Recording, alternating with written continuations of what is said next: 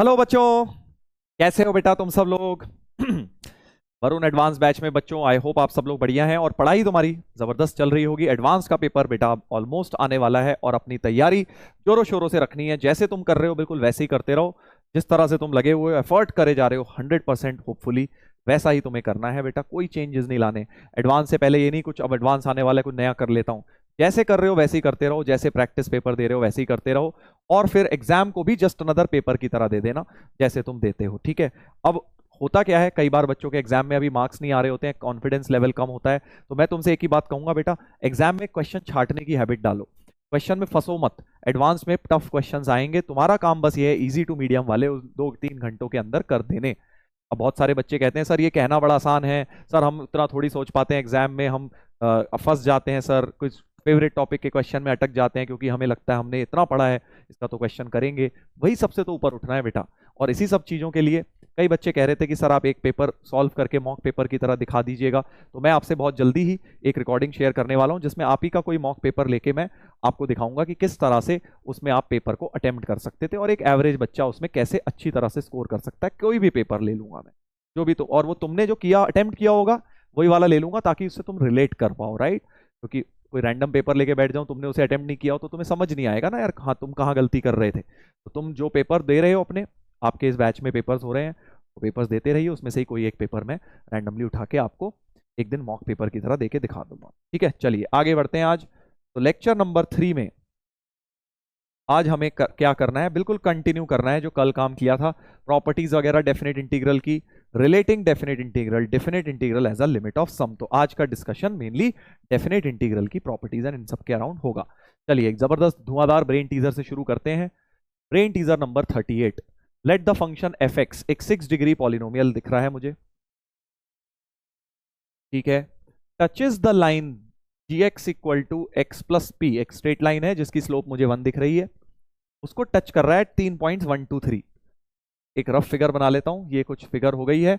और एक हमारा जो फंक्शन है ना, वो क्या कर रहा है, एक स्ट्रेट लाइन जो है उसको टच, मैक्सिमा पे जरूरी नहीं है टच करे, कहीं भी कर सकता है वो, है ना। ये मत कहना सर मैक्सिमा पे कराया है क्या, जहां मर्जी हो गया वहां टच कर दिया, बस 3 जगह उसने टच किया है। सपोज ये वाला एक पॉइंट है ए, ये तो नहीं है नाम, एट 1 2 एंड 3, अच्छा 1 2 एंड 3 दिए हैं, ए बी सी, इनके कोऑर्डिनेट्स तुम्हें 1 2 एंड 3 दिए हुए हैं, ठीक है। रफ फिगर बनाइए। इस लाइन की इक्वेशन है y equal to x plus p, ये जी एक्स है और वो एफ एक्स है। अच्छा, तो अब एक बात मुझे पता है, जब भी कोई फंक्शन टच करते हैं भाई देखो वहां पे वैल्यू बराबर होती है, यानी कि अगर मैं इसको 1 कॉमा समथिंग लूंगा तो एफ ऑफ 1 और जी ऑफ 1 बराबर होंगे, क्योंकि ये फंक्शन तुम्हारा जी एक्स था और ये फंक्शन तुम्हारा एफ एक्स था, है ना। और एक और बात कि वहां डेरिवेटिव भी बराबर होंगे, ठीक है। 1 पर फंक्शन भी बराबर, डेरिवेटिव भी, क्योंकि टच कर रहा है, टचिंग की कंडीशन तो यही होती है, तुमने कैलकुलस में पढ़ा है। फंक्शन एक क्रिएट करना है एच एक्स, इन दोनों का डिफरेंस, और एच एक्स 1 से 3 दिया हुआ है। बहुत ही प्यारा क्वेश्चन लगता है मुझे, बहुत ही प्यारा क्वेश्चन लगता है, मतलब क्या ही बताऊं कितना प्यारा लगता है। सर शादी कर लो ना इससे। चलो भाई जोक सपाट, प्यारा इसलिए है बेटा क्योंकि इसके अंदर एक बहुत बढ़िया कॉन्सेप्ट लगता है। देखो एच एक्स को अगर तुम देखो तो एच ऑफ 1 क्या हो जाएगा, एच ऑफ 1 तो सर 0 हो जाएगा क्योंकि F1 माइनस G1 और F1 और G1 बराबर है, तो H1 तुम्हारा 0 होगा। और H-1 क्या होगा सर, H-1 होगा F-1 माइनस G-1, वो भी सर 0 है क्योंकि दोनों बराबर हैं। तो H एक ऐसा फंक्शन है, H एक पॉलिनोमियल है, पहली बात तो 6 डिग्री का, है ना, क्योंकि F 6 डिग्री का था, उसमें से लीनियर माइनस किया है, तो 6 डिग्री पॉलिनोमियल है जिसमें F1 0 है और H1 0 है, H-1 भी 0 है, राइट। सिमिलरली 1 के लिए कहानी है तो 2 के लिए भी सेम रहेगी क्योंकि 2 पे भी टच कर रहा है, यानी F2 बराबर G2 भी होगा, F3 बराबर G3 भी होगा और F-2 बराबर G-2 भी होगा और F-3 बराबर G-3 भी होगा। तो क्या मैं ये बोल सकता हूं कि जैसे H1 एंड H-1 0 है, ऐसे ही H2 एंड H-2 भी 0 आएगा, H3 एंड H-3 भी 0 आएगा। अब यहां से कुछ चमका, H मिल गया बेटा मुझे, H मिल गया। जो समझदार लोग हैं समझ चुके हैं कि कभी भी अगर रिपीटेड रूट आता है, देखो किसी भी फंक्शन का, अगर ये याद रखो, if for a polynomial F alpha भी 0 हो जाए एंड F' अल्फा भी 0 हो जाए, this implies x equal to alpha is twice repeated root of f x बराबर जीरो, क्योंकि वहां पे फंक्शन तो जीरो हो ही रहा है, साथ में उसका डेरिवेटिव भी जीरो हो रहा है। तो कहीं पर भी अगर फंक्शन भी जीरो है डेरिवेटिव भी, मतलब कि जहां फंक्शन भी जीरो है डेरिवेटिव भी, मतलब वहां टच करते हुए जाएगा एक्स एक्सिस को, क्योंकि फंक्शन तो जीरो हो ही रहा है, एक्स एक्सिस को कट करा, टच किया, क्यों? क्योंकि डेरिवेटिव भी जीरो है, मतलब मैक्सिमा या मिनिमा भी आया। तो वेरी वेरी इंपॉर्टेंट, कभी भी कोई पॉलिनोमियल फंक्शन है जहां पे अल्फा पे फंक्शन भी जीरो हो रहा है और एफ डैश अल्फा भी जीरो हो रहा है, तो वो ट्वाइस रिपीटेड रूट है, मतलब x minus alpha whole square is a factor, उसका फैक्टर हो जाएगा पॉलिनोमियल फंक्शन का वो। तो यानी कि इसी कॉन्सेप्ट का इस्तेमाल करते हुए, क्योंकि h1 भी जीरो h'1 भी जीरो, तो x माइनस वन का होल स्क्वायर एक फैक्टर होना चाहिए किसका? h का, क्योंकि x equal to one repeated root है h का, यानी x minus one whole square एक फैक्टर है। ऐसे ही x minus two whole square एक फैक्टर है, ऐसे ही x minus three whole square एक फैक्टर है। तो 6 डिग्री पॉलिनोमियल मिल गया है। साथ में क्योंकि लीडिंग कोफिशिएंट a था f का, h का भी लीडिंग कोफिशिएंट a होगा, यानी कि तुम्हारा जो hx होगा वो इस तरह का फंक्शन माना जा सकता है। hx जो 6 डिग्री पॉलिनोमियल था वो इस तरह का होगा। बहुत प्यारा क्वेश्चन, इस कॉन्सेप्ट पर बेस्ड है। जिनको ये नहीं पता या याद नहीं, अब से याद रख लेना बेटा, बहुत इंपॉर्टेंट है। एप्लीकेशन ऑफ डेरिवेटिव का फंडा, इसी को यूज किया है मैंने। चलिए अब क्या, h मिल गया, अब तो a निकालना है। आई थिंक हमें find the value of a, leading coefficient a को निकालना है। तो उसके लिए अब ये इंटीग्रल को यूज करता हूं, 32/105। सर इतना खतरनाक, मे भी ट्विस्ट है, देखो। अब hx की ये वैल्यू यहां डालता हूं, तो 1 से 3 a into x minus one whole square x minus two whole square x minus three whole square d x, ये वैल्यू दी है 32/105। ठीक है, तो अब इसमें अगर तुम ऐसे खोलने जाओगे इंटीग्रल को तो परेशान हो जाओगे।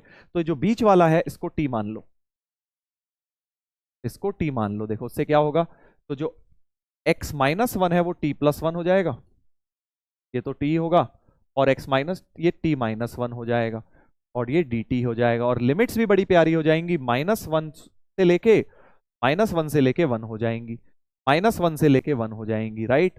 तरह की लिमिट्स बन गई, तो थोड़ा सा इंटीग्रल अच्छा बन गया। ए t square T plus one T minus one हो गया, टी स्क्वायर माइनस वन से वन। और अब आप देख सकते हो ये एक इवन फंक्शन बन गया है। तो यानी कि अब आप क्या कर सकते हो, 2 टाइम्स 0 से 1 कर सकते हो। माइनस ए टू ए वाली प्रॉपर्टी लगा दी, तो हमारे पास आ जाएगा 2 टाइम्स, अगले पेज पे लिख देता हूं, 2 टाइम्स 0 से 1 a t square minus one whole square d t, 32/105। काट दो, ये 16 रह गया। बस अब तो इंटीग्रल खोलना ही पड़ेगा, ए बाहर, T square T four plus one minus two t square d T,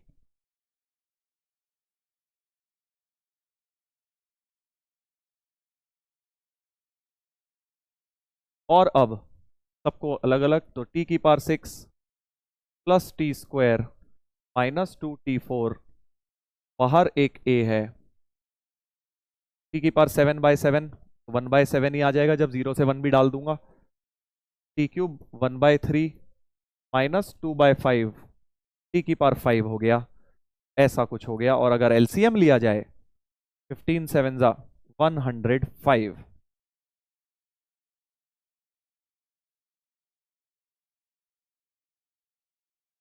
ये वैल्यू तुम्हारी हो गई 16/105। ये कट गया, बहुत प्यारा सा। तो हमारे पास आ गया बेटा 30 40 50 माइनस 42, 8 इंटू ए बराबर 16, ए की वैल्यू 2 आ गई है। बहुत ही बढ़िया क्वेश्चन, ठीक है ना। बहुत सारे कॉन्सेप्ट्स लग गए इसमें। पहला कॉन्सेप्ट तो ये कि एक्स एक्स ग्राफ अगर टच करते हैं एक दूसरे को तो डेरिवेटिव भी इक्वल होता है, फंक्शनल वैल्यू भी। फिर फर्दर कि अगर किसी वैल्यू पे कोई रूट है और कोई डेरिवेटिव भी रूट है, एफ अल्फा भी root zero, f dash alpha भी जीरो, तो एक्स माइनस अल्फा का होल स्क्वायर होता है। इसलिए रिपीटेड रूट वाला फंडा लग गया। और लास्ट में डेफिनेट इंटीग्रल की प्रॉपर्टीज लग गई यहां पे, डेफिनेट इंटीग्रल की बेटा प्रॉपर्टीज लग गई। ठीक है भाई, सर एक और करा दो ऐसा, मन कर रहा है ना सोच के सर एक और ऐसा मिल जाए तो फिर फोड़ दूंगा इस बार तो इसीलिए तुम्हारे लिए होमवर्क के लिए लाया हूं बेटा एक और बिल्कुल ऐसा ही क्वेश्चन ट्राई जरूर करना। अच्छा प्रॉब्लम है, थोड़ा सा ट्विस्ट तो देखो होगा ही, थोड़ा सा ट्विस्ट तो होगा, बिल्कुल सेम तो नहीं दे दूंगा। एक लाइन दी हुई है, फिर से एक कर्व दिया हुआ है, कुछ कुछ बोला गया है, प्यार से सॉल्व करना, आंसर आएगा। अच्छा क्वेश्चन है, ठीक है। होमवर्क में ट्राई करेंगे, लास्ट लेक्चर में नहीं तो हम डिस्कस कर ही लेंगे। चलो भाई अगला अगला देखते हैं, एक और जबरदस्त क्वेश्चन, एक और जबरदस्त क्वेश्चन। क्वेश्चन क्या है, R1 R2 are roots of this equation 10x equal to x के। अच्छा, एक इंटीग्रल है 0 से 1 2 sign R1t sign R2t dt। अरे ये क्या बात हुई भाई, कि तो रूट हम निकाल भी नहीं पाऊंगा sir, 10x equal to x को तो रूट तो निकाली नहीं जा सकती। हाँ बिल्कुल नहीं निकाली जा सकती, बिल्कुल नहीं निकाली जा सकती। तो क्या करें सर, वही सोच रहा हूं दोस्त, ग्राफ से सोचूं अगर 10x equal to x, 10x तो ऐसे है, y इक्वल टू x ऐसे है। समझ गया, कुछ दिमाग में तो आ रहा है। थोड़ा सिमेट्री वगैरह यूज भी कर सकता हूं, दिख रहा है कि भाई अगर एक रूट यहां होगी x1 तो एक इधर होगी माइनस x1, राइट, क्योंकि 10x माइनस x, 10x और x दोनों ऑड फंक्शंस हैं। एक आध चीज ऐसे दिमाग में चल रही है, चलो थोड़ा सा एक माइंड में ये आया, 2 sin a sin b से शुरू कर सकता हूं, है ना। दूसरा थॉट ये चल रहा है कि 2 sin a sin b है। एक थॉट चल रहा है कि हाँ यार सिमेट्रिक रूट्स हैं, दूसरा थॉट चल रहा है 2 sin a sin b, और इंटीग्रल में सर मल्टीप्लाई हटाना भी है, sin a sin b जिंदाबाद, cos a minus b minus cos a plus b, दोनों अलग अलग कर लेते हैं। इंटीग्रल कॉस तो कर ही सकते हो, sine R1 minus R2 t upon R1 minus R2, ठीक है, 0 से 1। ऐसे ही इसका भी sign R1 plus R2t upon R1 plus R2, ऐसा कुछ, राइट। तो 1 डाला, sign R1 minus R2 upon R1 minus R2, 0 डाला तो 0 ही, minus sine R1 plus R2 upon R1 plus R2, ऐसा हो गया यार ये तो इंटीग्रल। अब क्या किया जाए, अब वही सोच रहा हूं क्या किया जाए भाई। देखो दिमाग में ये चल रहा है,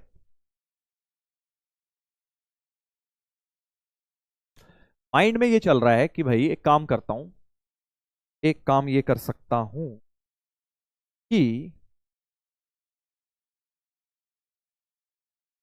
अच्छा अब हाँ माइंड में फिर ये चीज आई कि भाई इधर जरूरी थोड़ी है कि नेगेटिव वाली रूट ही लेनी है ना, पक्का थोड़ी है नेगेटिव वाली लेनी है, क्योंकि तुम्हें पता है 10x का ग्राफ तो रिपीटेड होता है, y इक्वल टू x में तो दोबारा भी कहीं मिल सकता है, कुछ नहीं पता भाई, कुछ नहीं पता, है ना। तो ये जो बोल रहा था मैं सिमेट्री है, ऐसा कोई जरूरी नहीं है, है ना, जरूरी नहीं है, वी कांट से दैट कि भाई सिमेट्री ही है, कुछ भी हो सकता है, क्योंकि 10x का तो रिपीटेड ग्राफ होता है।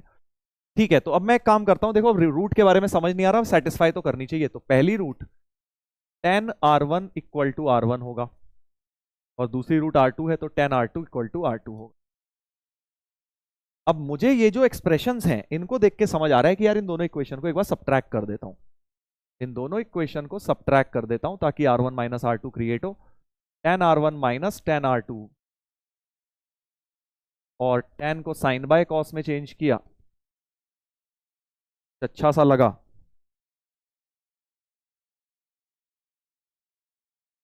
क्योंकि बेटा अब एलसीएम लेते, sine R1 cos R2 minus cos R1 sine R2, तो sine R1 minus R2 upon cos R1 R2 cos R2 is R1 minus R2, इसको नीचे ले आओ तो sine R1 minus R2 upon R1 minus R2 की value cos R1 cos R2 बन गई। यानी इतनी चीज की वैल्यू तो मेरे पास आ चुकी है। अब दूसरे वाले की भी निकाल लेता हूं, जैसे मैंने सब्ट्रैक्ट किया था 1 माइनस 2 किया था बेटा, अब मैंने ऐड कर लेता हूं, देखो तो प्लस का क्रिएट होगा। सिमिलरली 1 प्लस 2 करते ही sine R1 plus R2 upon cos R1 cos R2 की वैल्यू R1 प्लस R2 आ जाएगी ऐड करके, और डिनोमिनेटर में नीचे ले आऊंगा तो इस चीज की वैल्यू भी, इस चीज की वैल्यू भी cos R1 cos R2 आ जाएगी। यानी कि बेटा ये भी चीज cos R1 R2 है, ये भी चीज cos R1 R2 है, दोनों के दोनों प्यार से कट जाएंगे। अच्छा था ना, बढ़िया था, देखो जबरदस्त क्वेश्चन। तो फाइनली दिस माइनस दिस 0 होना चाहिए, आंसर तुम्हारा 0 होना चाहिए। देख लो भाई, देख लो भाई। अगला अगला सवाल देखते हैं भाई, ब्रेन टीजर नंबर 41। फिर से पॉज करो और ट्राई करो बेटा, ट्राई करना तो बनता है। F of two minus x is f of two plus x. तो पहली बात तो यहां से समझ आई कि टू माइनस एक्स और टू प्लस एक्स जब बराबर है, मतलब टू के अराउंड ग्राफ सिमेट्रिक है, क्योंकि टू प्लस एक्स पे जो वैल्यू है वही टू माइनस एक्स पे है। तो ऐसा कुछ है कि टू के अराउंड ग्राफ में एक सिमेट्री है बेटा, टू के अराउंड ग्राफ में एक symmetry, x equal to two line के अबाउट सिमेट्री है। जब भी ऐसा कुछ आ जाए, एक्स इक्वल टू टू के अराउंड सिमेट्री है। Four minus x, four plus x, तो फोर के अराउंड भी सिमेट्री है। फर्दर मेरे को अब लग रहा है चलो कुछ रिप्लेस वगैरह किया जाए इसमें, एक्स को माइनस एक्स से रिप्लेस कर देता हूं पहली इक्वेशन में। F of two minus X, F of four minus X बन जाएगा, यानी ये टू टू कटा, तो एफ ऑफ एक्स बराबर F of four minus X, but F of four minus X दिया F of four plus X. यानी इन दोनों की मदद से अब मैं एक चीज और कंक्लूड कर सकता हूं कि f x equal to f x plus four हो गया, यानी पीरियड इसका फोर हो गया, यानी function is periodic with period equal to four. तो कहानी कुछ ऐसी है कि टू के अराउंड तो सिमेट्री है ही ग्राफ में, ऐसा कुछ है देखो, ये लाइन तुम्हारी एक्स इक्वल टू टू है, उसके अराउंड तो सिमेट्री है ही, ये टू के अराउंड सिमेट्री हो गई, ठीक है।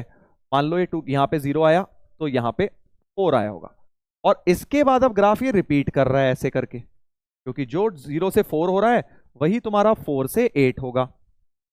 समझ गए, खेल इस प्रकार का है कि टू के अबाउट सिमेट्री है और चार के अराउंड पीरियड है। मतलब ये वाला एरिया एक तरह से अगर तुम दिमाग लगाओ तो ये एरिया और ये एरिया तो बराबर है, this area and this area are equal, क्योंकि टू के अबाउट सिमेट्री है। और फिर फोर के बाद तो ये एज इट इज एरिया पूरा का पूरा रिपीट कर रहा है बेटा। अब आगे बढ़ते हैं क्वेश्चन में, जीरो से टू एफ एक्स टू, अच्छा तो जीरो से टू ये वाला एरिया 5 दिया हुआ है, ये वाला एरिया तो एरिया का ही क्वेश्चन लग रहा है, ये वाला एरिया 5 दिया है, तो मुझे समझ आ गया ये वाला एरिया भी 5 होना चाहिए, सिमेट्री। तो जीरो से फोर तक तो एरिया, जीरो से फोर तक तो एरिया कितना हो जाएगा दोस्त, 10 हो जाएगा, 5 और 5 मिला के 10 हो जाएगा जीरो से फोर तक का। मैंने पूछा है जीरो से 50, अच्छा तो जीरो से 50 को ऐसे कर लो, जीरो से 48, 48 क्यों, क्योंकि 4 का मल्टीपल है, पीरियड 4 है, और 48 से 50 करेक्ट। तो 0 से 48 में तो 8 6 जा 48, सॉरी 4 है ना, 12 4 जा 48, 12 नीचे आ जाएगा, 12 टाइम 0 से 4, पीरियोडिक वाली प्रॉपर्टी लगा दी, टी है 4, 12 नीचे आ गया, 12 टाइम 0 से 4, और 48 से 50 तुम्हारा बस वही दो वाला रह जाएगा, 48 से 50 एक तरह से तुम्हारा 0 से 2 वाला, यानी कि तुम्हारा 5 रह जाएगा ये वाला एरिया, और ये वाला एरिया तुम्हारा 10 था ही, अभी देखा हमने, 12 इंटू 10 प्लस 5 125 हो रहा है आंसर, 125 हो रहा है भाई साहब answer, A option, but multiple correct भी हो सकता है। अब सारे एरिया निकालते हैं कौन कौन से 125 आ रहे हैं, -4 से 46, देखो देखने में सारे लगेंगे इसलिए केयरफुली।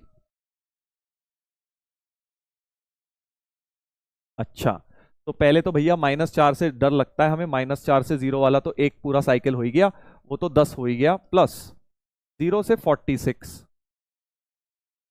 0 से 46 एफ एक्स डी एक्स, ठीक है सर, 0 से 46 आ गया। तो अब इसमें क्या करो बेटा, 44 तक अलग कर लो, 0 से 44 अलग, प्लस 44 से 46 अलग, है ना भाई, इसमें से 11 नीचे आएगा, 4 पीरियड है क्योंकि, तो 10 अलग, और एक 11 नीचे आया, और इंटू 0 से 4 वाले का 10 एरिया था, प्लस इस वाले का 44 से 46। तो अब 44 पे जाके कहानी देखो क्या होगी, 44 पे जाके कहानी होगी, 44 तक पीरियड होगा, तो 44 से 46 वही होगा जो 0 से 2 हुआ होगा, मतलब 5 0 से 2 जो हुआ होगा, है ना। तो 44 से 46 की जगह में, क्योंकि 44 तक पीरियड है, फिर रिपीट हुआ ग्राफ, तो 0 से 2 वाला एरिया ही आ जाएगा। 0 से 2 वाला आएगा, मतलब ये वाला फिर से 5 बन जाएगा, है ना भाई। तो 110, 120, 125, बी ऑप्शन भी हमारा अभी तो 125 आ गया है। केयरफुली भाई, केयरफुली। सी ऑप्शन देख लेते हैं अब, ऐसे ही करते जाओ पॉज कर करके। 1 से 51, 1 से 51। अच्छा, खेल समझ रहा हूं मैं अब। 1 का गैप जो आया है, 2 की जगह 1 का ऑड नंबर दे दिया है मुझे। तो मैं एक काम करता हूं, इसको ब्रेक करता हूं भाई। आप इसको लिख लो 1 से 0, 0 से 50, ऐसे तो लिख ही सकते हो ना, और 50 से 51। ठीक है जी। हाँ सर, 0 से 50 तो अभी हमने देखा था, 0 से 50 वाला तो 125 आ ही गया है, ये वाला तो 125 आ ही गया है। बस हमें ये पता लगाना है क्या ये दोनों कट जाएंगे तो फिर इसका भी 125 हो जाएगा, है ना। चेक कर लेते हैं। तो 50 से 51, 50 से 51 कौन सा रीजन होगा, सोच के देखो। 50 से 51, अब कई लोग गलती क्या कर देते हैं, 0 से 1 वाला ले लेते हैं, नहीं, 48 पीरियड था, ठीक है। तो 48, 49, 50, 51, तो समझो 48 तक तो तुम्हारा यहां होगा, ठीक है। फिर 49 तक यहां होगा, 50 तक यहां होगा, 50 से 51 तुम्हारा 2 से 3 वाला एरिया होगा। क्या ये बात समझे कि 50 से 51 वाला जो एरिया होगा बेटा, क्योंकि 48 तक तो देख निपट गया पीरियड, 48 के बाद रिपीटिशन शुरू इस साइकिल की। तो 48 से 49 ये रहा, 49 से 50 ये रहा, 50 से 51 ये वाला एरिया रहा, यानी 2 से 3 वाला एरिया बनेगा ये। तो 2 से 3 वाला एरिया बनेगा ये, ध्यान देना भाई। और इसमें माइनस बाहर निकाल लेता हूं, इसमें माइनस टाइम 0 से 1 वाला रहेगा। तो ये दोनों तो कैसे बोल सकता हूं भाई कट जाएंगे, क्योंकि 0 से 1 और 2 से 3 अलग अलग हो सकते हैं, क्योंकि 0 से 1 जो आएगा तो ये वाला एरिया है, देखो ये वाला एरिया है 0 से 1, और 2 से 3 वाला, इस ये एरिया तो सिमेट्री से 3 से 4 वाले के बराबर होगा ना, 2 से 3 वाले के बराबर थोड़ी होगा।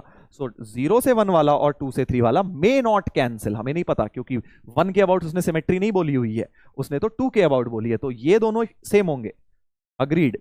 ये वाला जो है ये सेम होता इस वाले के 3 से 4 वाले के, बट 2 से 3 वाले के भी होगा, जरूरी नहीं है। तो ये x है तो ये भी x होता, बट ये वाला 2 से 3 जरूरी नहीं है x हो, इसलिए बेटा तुम्हारा ये वाला अलग होगा, ये वाला अलग हो सकता है, वी कांट से, इसलिए ये कैंसिल जरूरी नहीं है हो जाए।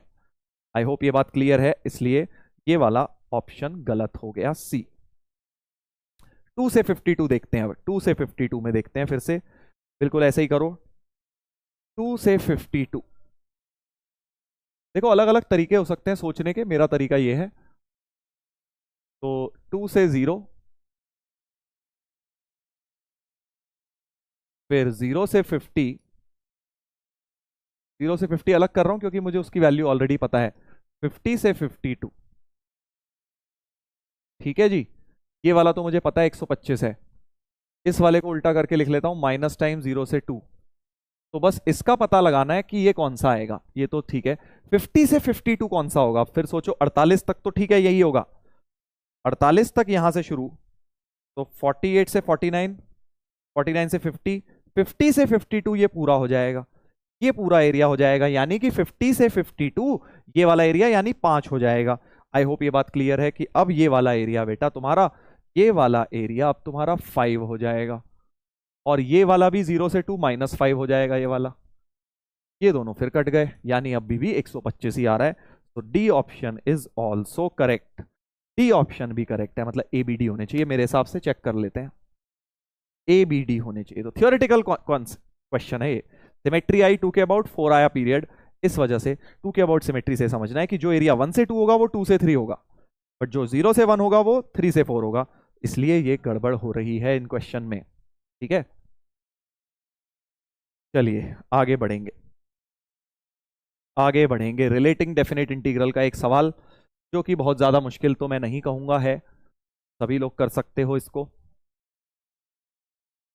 3 इंटीग्रल दिए हुए हैं, एक ए दिया है, एक I1 दिया है, एक I2 दिया हुआ है। ऑप्शंस में आप देखो ए और I1 में रिलेशन निकालना है, I2 और ए में निकालना है, I2 और ए में, I1 और ए में। ठीक है, तो बेसिकली I1 I2 को ए से रिलेट करना है, इतनी बात समझ आ गई है। I1 I2 को ए से रिलेट करना है, समझ गया, समझ गया। ठीक है, तो I1 को लेके शुरू हो जाते हैं भाई। 0 से 1 एक्स स्क्वायर ई की power x upon x minus x plus 1, इसको इससे लिंक करना है।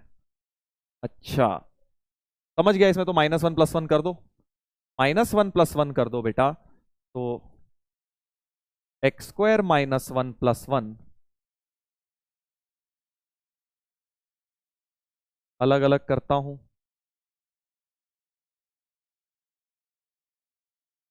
और जब 1 अपॉन ये करोगे तो वो तो तुम्हारा ए ही आ जाएगा, ए ही आ जाएगा। बस ये तो बाय पार्ट लग जाएगा, इसमें तो बाय पार्ट लग जाएगा। First function minus integral of derivative of, तो ई की पावर एक्स ही हो जाएगा ये तो। 0 से 1 डाल दो दोनों में, 0 से 1 डाल दो बेटा, ये तो आई थिंक सीधे सीधे आ गया I1 और ए में रिलेशन। तो 1 डालूंगा तो 0, -0 डालूंगा तो माइनस ई की पावर 1 माइनस ई की पावर 0, ऐसा कुछ। तो ये हो गया भाई साहब, I1 की वैल्यू आ गई की power 0 1 minus E plus 1 plus A, 2 minus E plus A, 2 minus E plus A. I1 की वैल्यू तो ए ऑप्शन तो आ गया है। I1 और ए में रिलेशन तो बहुत प्यार से निकल गया। इसी को कहते हैं बेटा relating definite integrals, by part से रिलेट हो गया। अब इसको देख लेते हैं I2 को। I2 और ए में ही निकालना है वैसे तो, I2 और ए में ही निकालना है। X square upon x plus 1 whole square है, ई की पावर एक्स dx। ठीक है भाई, ठीक है। एक काम करता हूं, क्या करूं, कोई -1 + 1 करता हूं, -1 + 1 करके देखता हूं क्या होता है। तो x -1 upon x plus 1 plus 1 upon x plus 1 का होल स्क्वायर।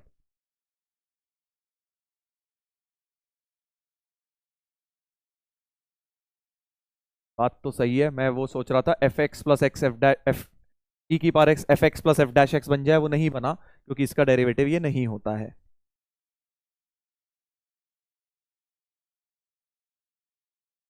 वही सोच रहा हूं कि किस तरह से बना सकता हूं क्या।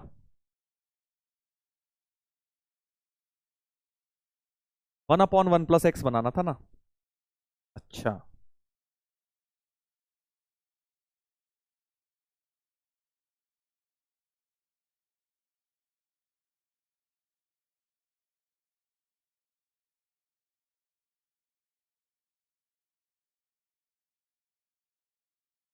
ठीक है।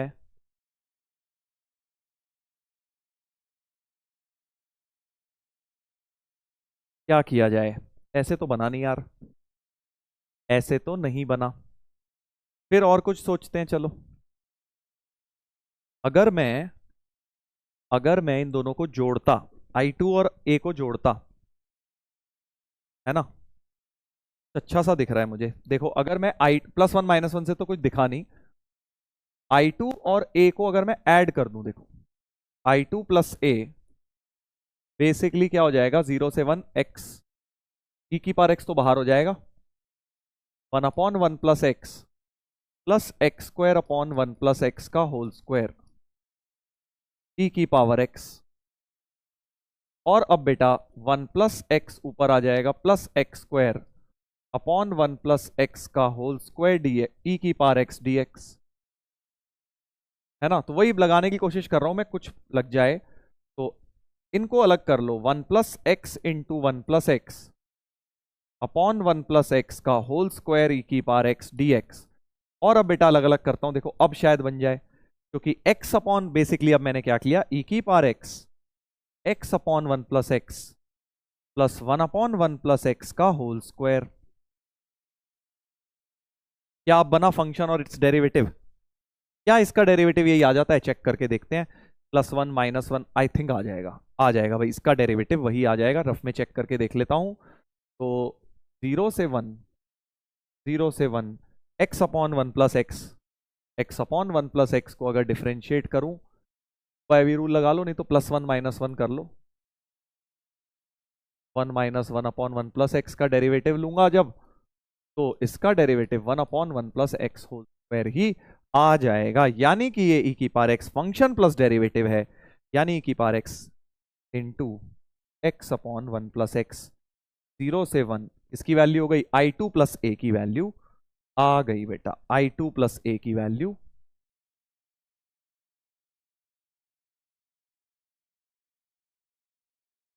जीरो और 1 डाल लेता हूं, x को यही तो डालना था, 0 और 1। हाँ, तो 1 डालूंगा, 0 डालूंगा तो 0 ही होगा। खैर, i2 प्लस ए, यही ट्रिक था बस इसमें कि इसमें i2 प्लस ए करना था। सर आपको कैसे पता प्लस करना था? एक्चुअली मैंने तुम्हारी क्लास से पहले माइनस भी करके देखा था, क्योंकि देखो ऑप्शन में अगर आप देखो जो i2 है, i2 इक्वल टू ए, यानी i2 माइनस ए कुछ क्रिएट किया हुआ है या i2 प्लस ए क्रिएट किया हुआ है ना। i1 वाला तो आ गया, डी तो इग्नोर करो, i1 वाला आ गया। i2 माइनस ए, i2 प्लस ए करना था, तो मैंने दोनों चीजें करके देखी थी। i2 माइनस ए करके भी देखा था, से कुछ नहीं बना, फिर i2 प्लस ए करके देखा। ऐसे ही होता है बेटा इंटीग्रेशन में, आपको इसी तरह से सोच सोच के स्टेप्स में कुछ कुछ ट्राई करना होता है जिससे बन जाए। ऑप्शन की हल्की फुल्की मदद ली, मेरा क्वेश्चन ये सॉल्व हो गया था i2 प्लस ए करके। i2 plus A E by two आ गया है, यानी कि सी ऑप्शन मेरा आंसर आ गया, क्योंकि ऑप्शन में देखो i2 माइनस ए, i2 प्लस ए ही बनाया हुआ है। ए और सी आंसर हो जाएगा। ठीक है, क्या क्वेश्चन था। ऐसा ही एक दो होमवर्क में दे दूंगा अभी तुम्हें, रिलेट करने वाले आ जाएंगे आगे, वो भी तुम देख लेना। चलो अगला करेंगे एक पैसेज, पैसेज करेंगे भाई, जबरदस्त वाला पैसेज। चलिए तो इस वाले क्वेश्चन को देखेंगे। अब इसमें देखो ऐसे जो क्वेश्चंस होते हैं, an वाला जो क्वेश्चन दिया होता है इस टाइप का, और an+1 और an में रिलेशन निकालना है, तो ऐसे में तुम्हें साफ पता है, बहुत पहले भी एक बार इनफैक्ट मुझे याद आ रहा है सीक्वेंस एंड सीरीज में, मेरे ख्याल से थर्ड लेक्चर था, कोई ब्रेन टीजर 30 के आसपास हमने किया था इस तरह का क्वेश्चन, जहां इंटीग्रेशन मिक्स हो रहा था। याद है, an ऐसे कुछ साइन और ट्रिग्नोमेट्री n के टर्म्स, तो ऐसे में हमें an और an प्लस -1 या an+1 बनाना होता है। यहाँ an+1 है तो मैं an+1 बना लेता हूँ। an+1 की वैल्यू हो जाएगी 0 से π/2, n को n+1 से रिप्लेस कर दो तो 2n+1x अपॉन साइन x हो जाएगा dx, राइट। और an की वैल्यू तो ये दी हुई है, और दोनों इक्वेशंस को बेटा सब्ट्रैक्ट करना होता था, वहां भी मैंने ऐसे ही किया था। Sine 2n-1x upon sine x, 2n-1x आ जाएगा, और नीचे साइन x, और अब बेटा sine c minus sine d लगा देते हैं जरा। तो जैसे ही sine c minus sine d लगाऊंगा, sine c minus sine d लगाते ही क्या होगा, 2 cos c plus d by two, c plus d by two, तो cos nx into sine c minus d by two, sine c minus d by to का मतलब हो जाएगा sine x whole upon एक साइन एक्स था ही, sine x cut गया, और 0 से π/2 है। अब ये तो इंटीग्रेट हो जाएगा, 2 cos nx का हो गया sine nx upon n, 0 and π/2। जैसे ही बेटा अब मैं π/2 डालूंगा, होगा क्या, यहाँ पे 2/n तो बाहर आएगा, साइन n पाई बन जाएगा और माइनस साइन 0 बन जाएगा। साइन n पाई भी तो 0 ही होता है ना। तो बेसिकली ये तो, ये भी 0, ये भी 0, एक तरह से ये 0 आ गया, यानी कि an+1 माइनस an की वैल्यू 0 आ गई, यानी an+1 बराबर an आ गया। मतलब इस पैसेज में तुम्हें हिंट दी हुई है क्या क्या करना है, देखो यहाँ पे ये हिंट मिल गई, यानी कि 1 हो गई, k की वैल्यू तो 1 हो गई, करेक्ट।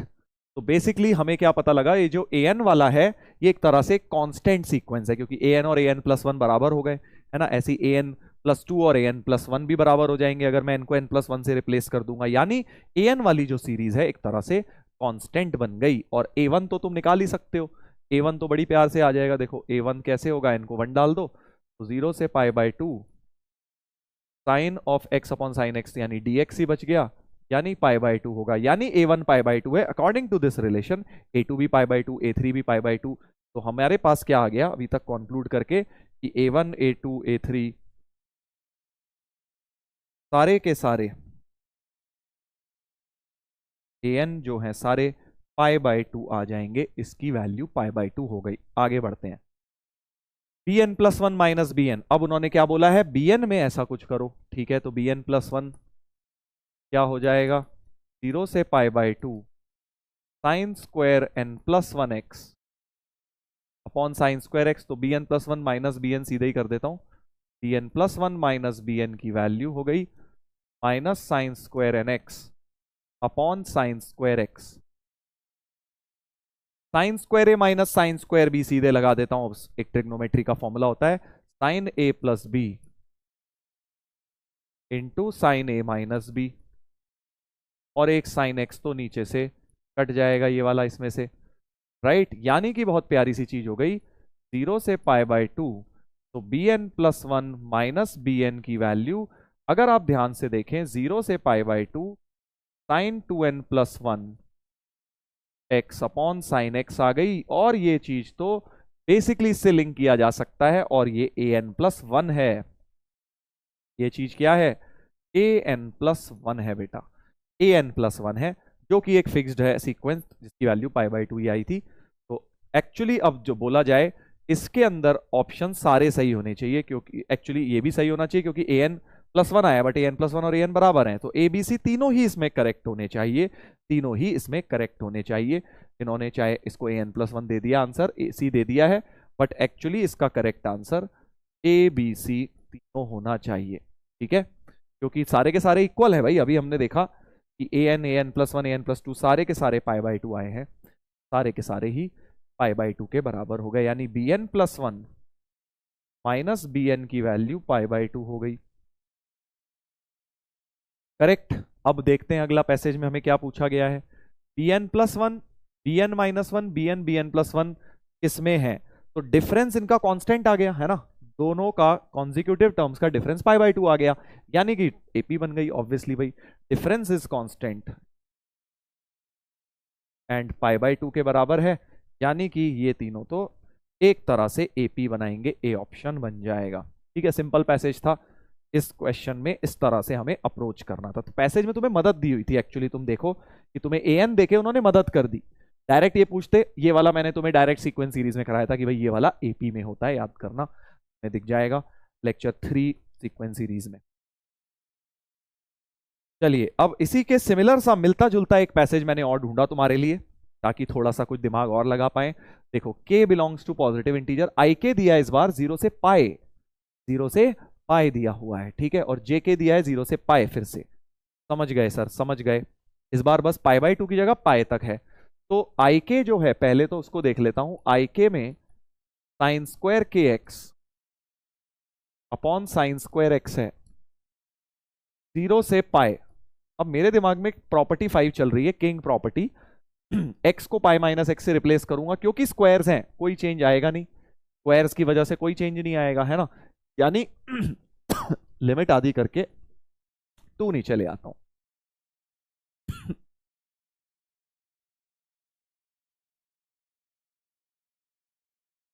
बेसिकली वही वाला इंटीग्रल बन गया, 2 टाइम्स 0 से पाई बाई टू आई के की वैल्यू इस तरह की बन गई, ठीक है।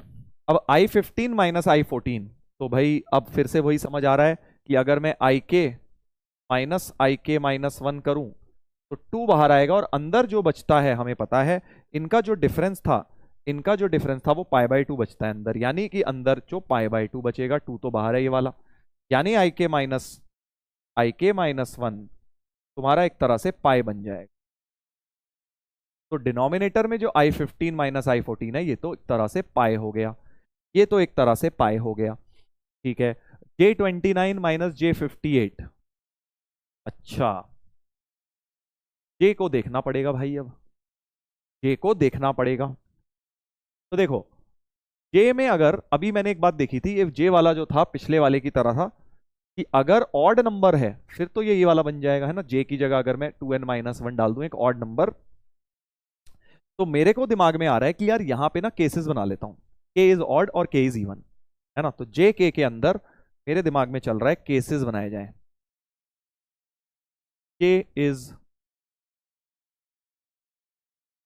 इज ऑड, मतलब K को मैं इस टाइप का ले लेता हूं, 2n माइनस वन टाइप का पहले ले लेता हूं, तो JK बन जाएगा तुम्हारा 0 से pi sine 2n minus 1 x upon sine x. अच्छा, और एक बात, ऑड मल्टीपल ऑफ पाई है पाई माइनस एक्स। जब प्रॉपर्टी 5 लगाऊंगा तो पाई माइनस एक्स में तो सेम ही रहेगा, यानी 2 टाइम्स 0 से पाई बाई 2 कर देता हूं इसको, 2 टाइम्स 0 से पाई बाई 2 कर देता हूं, sign 2n minus 1 x, property 5 लगा ली। और ये चीज अभी हमने पिछले पैसेज में देखी थी बेटा, ये वाली चीज तो हमेशा कांस्टेंट आ गई थी, हमेशा कांस्टेंट आ गई थी, याद आया? ये वाली चीज तो हमेशा कांस्टेंट आ गई थी, ये वाली चीज हमेशा कांस्टेंट पाई बाई 2 के बराबर आ गई थी, यानी कि इतनी चीज पाई बाई 2 हो गई हमेशा, अभी पिछले वाले पैसेज में देखा था। ठीक है, अब आसान इसलिए लग रहा है क्योंकि दोनों पैसेज साथ में दे दिए, अगर ये इंडिविजुअली आ जाए तो हालत खराब हो जाए इसे करने में। तो 2 इंटू पाई बाई 2 यानी कि पाई हो गया। अगर तो के ऑड है, अगर के ऑड है मतलब अगर के ऑड है तो आंसर पाई आएगा इसका, यानी कि जो J29 है वो तो J29 तुम्हारा पाई आएगा, क्योंकि 29 एक ऑड नंबर है। अब बात कर लेते हैं इवन नंबर की, कि अगर इवन हो गया J 2n फॉर्म का हो गया तो क्या होगा। ठीक है भाई, चलो तो case 2, K is of the form 2n, तो J क्या था, JK, JK जो होगा तुम्हारा एक तरह से 0 से pi sine of 2nx upon sine x. अब इसमें बेटा जैसे ही प्रॉपर्टी 5 लगाओगे, मतलब x को पाई माइनस एक्स से रिप्लेस करोगे, तो even multiple of sine, even multiple of pi sine 2 pi minus theta minus बाहर आ जाएगा, राइट, माइनस बाहर आ जाएगा, यानी JK में हमारा क्या होगा, एक माइनस बाहर आ जाएगा, sign 2nx upon sine x. तो बाहर माइनस आते ही और जैसे इनको ऐड करोगे तो 0 हो जाएगा, तो JK की वैल्यू 0 हो जाएगी, मतलब इवन होते ही JK की वैल्यू 0 है तुम्हारी, यानी कि जो तुम्हारा यहां नीचे J58 लिखा है, J58 तो तुम्हारा 0 होना चाहिए। बस अब तो आंसर निकाल लो, ये 0 है, ये भाई साहब पाए हैं, तो पाई माइनस 0 और नीचे भी पाए, तो आंसर हो गया 1, डी ऑप्शन होना चाहिए। कैसे देख रहे हो, एक दूसरे से मिक्स्ड है ये पैसेज, कैसे एक तरह से सिमिलर से ही तो सीरीज वैसे ही बन रही है इंटीग्रल्स के अंदर। चलिए आगे बढ़ते हैं, इसी पैसेज में एक और है, आई थिंक इसी पैसेज का एक और है। तो अब हमें समझ आ गया है कि भाई ये वाला पैसेज, इसकी वैल्यू हमेशा क्या है पता है ना, इसकी वैल्यू पता है क्या है, ठीक है, ये तो पता है हमें भैया, इवन के लिए 0 है, ऑड के लिए ये, ठीक है। तो अब मुझे ये सिग्मा सॉल्व करना है, 1/2025 पाए 1 से 2024 आई के, और एक ये, अच्छा जे के नीचे जो इंडेक्स लिखा है वो इवन लिखा हुआ है, देखो, और अभी मैंने देखा था जे में जब भी इवन नंबर आ जाएगा, जे में जब भी इवन नंबर आ जाएगा, J of even number, J of K even के लिए 0 ही आएगा, यानी ये तो डराने को दिया है, ये वाली सीरीज तो हटा दो क्योंकि ये तो 0 ही बनने वाली है। तो तुम्हारे पास एक तरह से सवाल बन गया,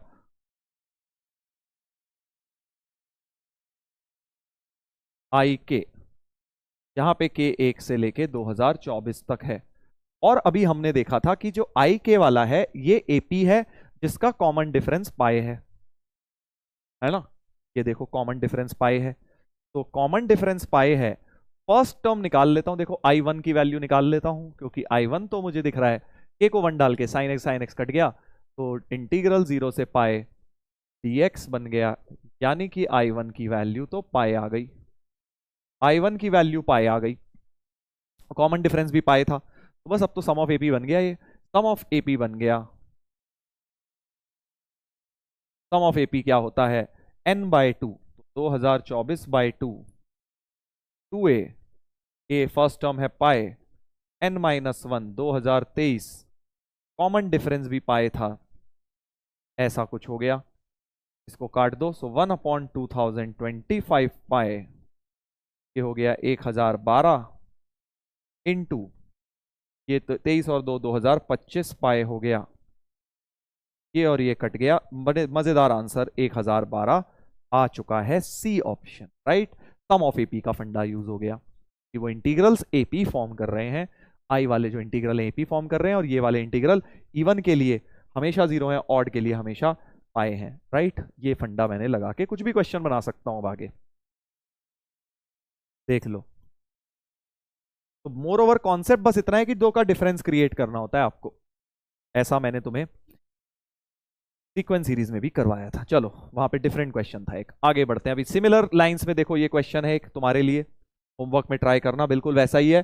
साइन एक्स दिख रहा है, इस तरह का कुछ है, होमवर्क में ट्राई जरूर करना इस क्वेश्चन को भाई।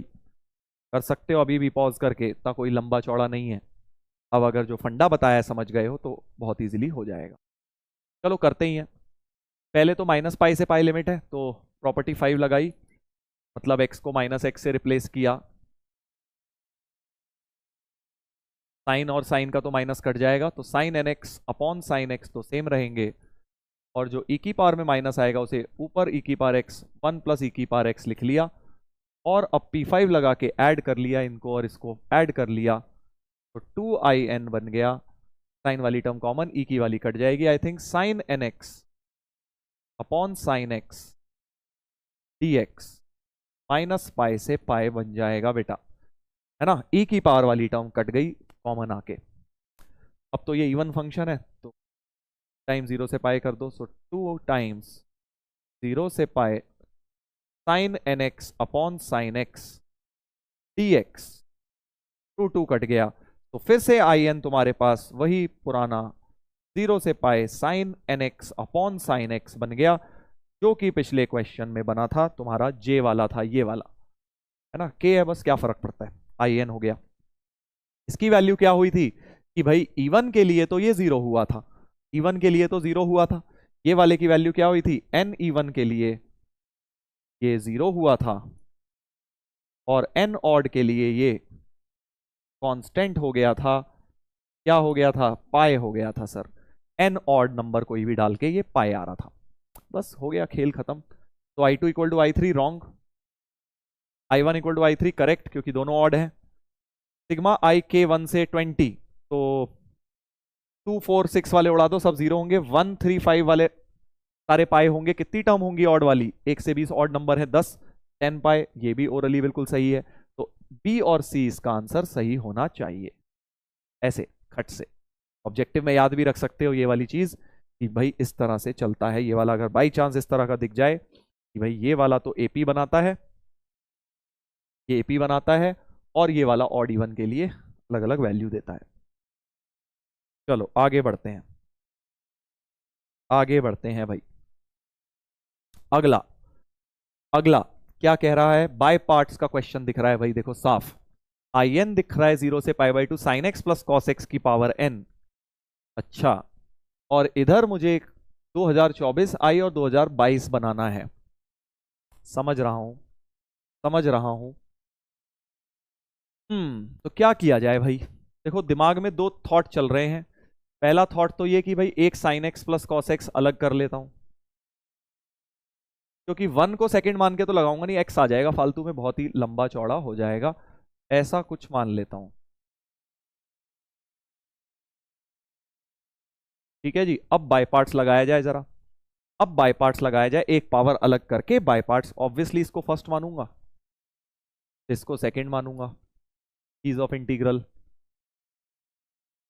तो first function into integral of second, इसका इंटीग्रल क्या हो गया, माइनस कॉस प्लस साइन,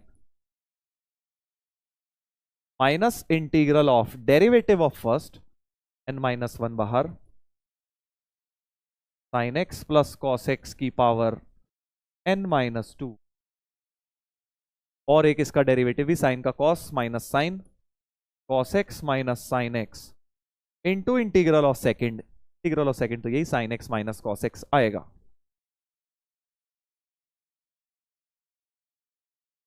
ठीक है भाई साहब, ऐसा कुछ हो तो गया। ठीक है, 0 से पाई बाय 2। अच्छा, एक चीज लग रही है कि डबल ऑफ 0 से पाई बाय 4 कर लेता, क्योंकि पाई बाय 2 माइनस एक्स में दोनों सेम ही रहेंगे। कर सकता था, कर सकता था। चलो कोई बात नहीं, अब नहीं किया तो। अब मैं क्या कर रहा हूं, इसमें तो लिमिट डाली जाएंगी भाई, 0 और पाई बाय 2। तो जैसे ही पाई बाय 2 डालूंगा बेटा, sine pi by 2 1, cos pi by 2 तो 0 होता है, साइन पाई बाय 2 1, 1 माइनस 0 डालूंगा तो ये 0, ये 1 1 और एक ये -1, तो -1 आ जाएगा, करेक्ट। यानी एक तरह से ये 2 बन जाएगी, ये वैल्यू 2 बन जाएगी जब मैं इसमें π/2 और 0 दोनों डालूंगा, तो ये वैल्यू 2 बन रही है। इसको देख लेता हूं जरा, n-1 बाहर, 0 से π/2 sin x plus cos x, reduction formula जैसा डिराइव करना चाहता हूं बस। और इन दोनों में से देखो एक माइनस कॉमन ले लेता हूं, तो एक तरह से cos x minus sine x का होल स्क्वायर ही बन जाएगा, और जो माइनस आएगा बाहर उसको यहां पे प्लस कर दिया। ठीक है, ठीक है। अब मेरे माइंड में चल रहा है यार ये नहीं आनी चाहिए, इसका तो होल स्क्वायर खुल जाएगा, बड़ा अच्छा सा हो जाएगा भाई, और ये टर्म मुझे चाहिए sine x plus cos x की, समझ गया। तो बेसिकली ऐसा कुछ कर लेता हूं कि मैनिपुलेशन करता हूं उस वाली टर्म की, ये तो एज इट इज छोड़ दी, और ये जो खोल के आएगा 1 माइनस साइन 2x, और उस साइन 2x को बेटा तुम sine x plus cos X के होल स्क्वायर से निकाल लो। Sine x plus cos X का होल स्क्वायर -1 होता है ना ये वाली चीज, राइट, क्योंकि यहां पे 1 माइनस साइन 2x आएगा, और साइन 2x को लिख लिया sine x plus cos X का होल स्क्वायर -1, यानी 2 माइनस हो गई एक तरह से, ये 2 माइनस दिस थिंग लिख लिया मैंने इसको। क्यों सर? क्योंकि अब ये इसको वापस मल्टीप्लाई करके, बेसिकली मुझे sine x plus cos x की ही टर्म बनानी थी, ताकि वापस इंटीग्रल यही वाला क्रिएट हो। अब आई थिंक हो गया है। n-1 के साथ जब ये पावर 2 के साथ जाएगी, 2 के साथ जाएगी तो in-2 बनेगी, और जब ये -n-1 ये और ये 2 होगी तो in बन जाएगी। ये in की वैल्यू थी। in वाली टर्म्स इधर ले आइए, in वाली टर्म्स इधर ले आइए, तो हमारे पास एक रिडक्शन फॉर्मूला डिराइव हो गया है, NIN is 2 plus 2n-1 in-2। ठीक है, किसी भी चीज का रिडक्शन बनाने को दे सकते हैं, ये नहीं कि सर हमने तो क्लास में ये करा नहीं, हमने तो रटे हुए हैं 4-5 बस, भी बना के दे सकते हैं, इसीलिए तुम्हें इनके डेरिवेशन आने चाहिए, रिलेट करना आना चाहिए बस। आई थिंक अब तो हो गया, n को 2024 डालता हूं, n को 2024 डालता हूं, तो NIN is 2 plus 2n-1 in-2, यही आया है। n को 2024 डाल दो, 2024 2024, 2023 2022 हो जाएगा। ठीक है, देखो क्या निकालना था, 2024 2024 minus k times this equal to 2। अच्छा, तो यानी ये लेफ्ट में ले आओ, ये वाली टर्म बेटा लेफ्ट में ले आओ, तो 2024 2024 -4046 2022 इक्वल्स टू 2, ऐसा कुछ आ गया है। और कंपेयर किया जाए तो k की वैल्यू 4046 आ गई, 4046 आ गई बेटा, k की वैल्यू 4046 आ गई है, राइट। बढ़िया question, reduction formula definite integral के ऊपर।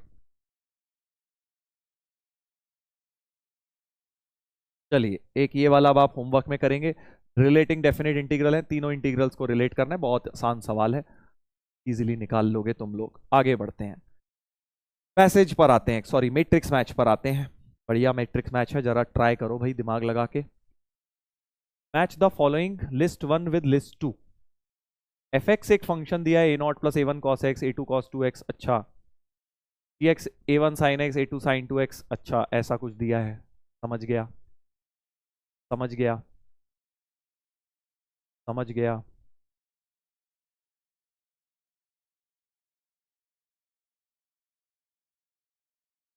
ए आर दिया है 1/r, चलो इसको देखते हैं। Limit n tending to infinity 0 से पाए gx dx, अच्छा, gx n tending to infinity है, 0 से पाए लेना है, इंटीग्रेट करना है g वाले को। चलो तो पहला पार्ट शुरू करते हैं।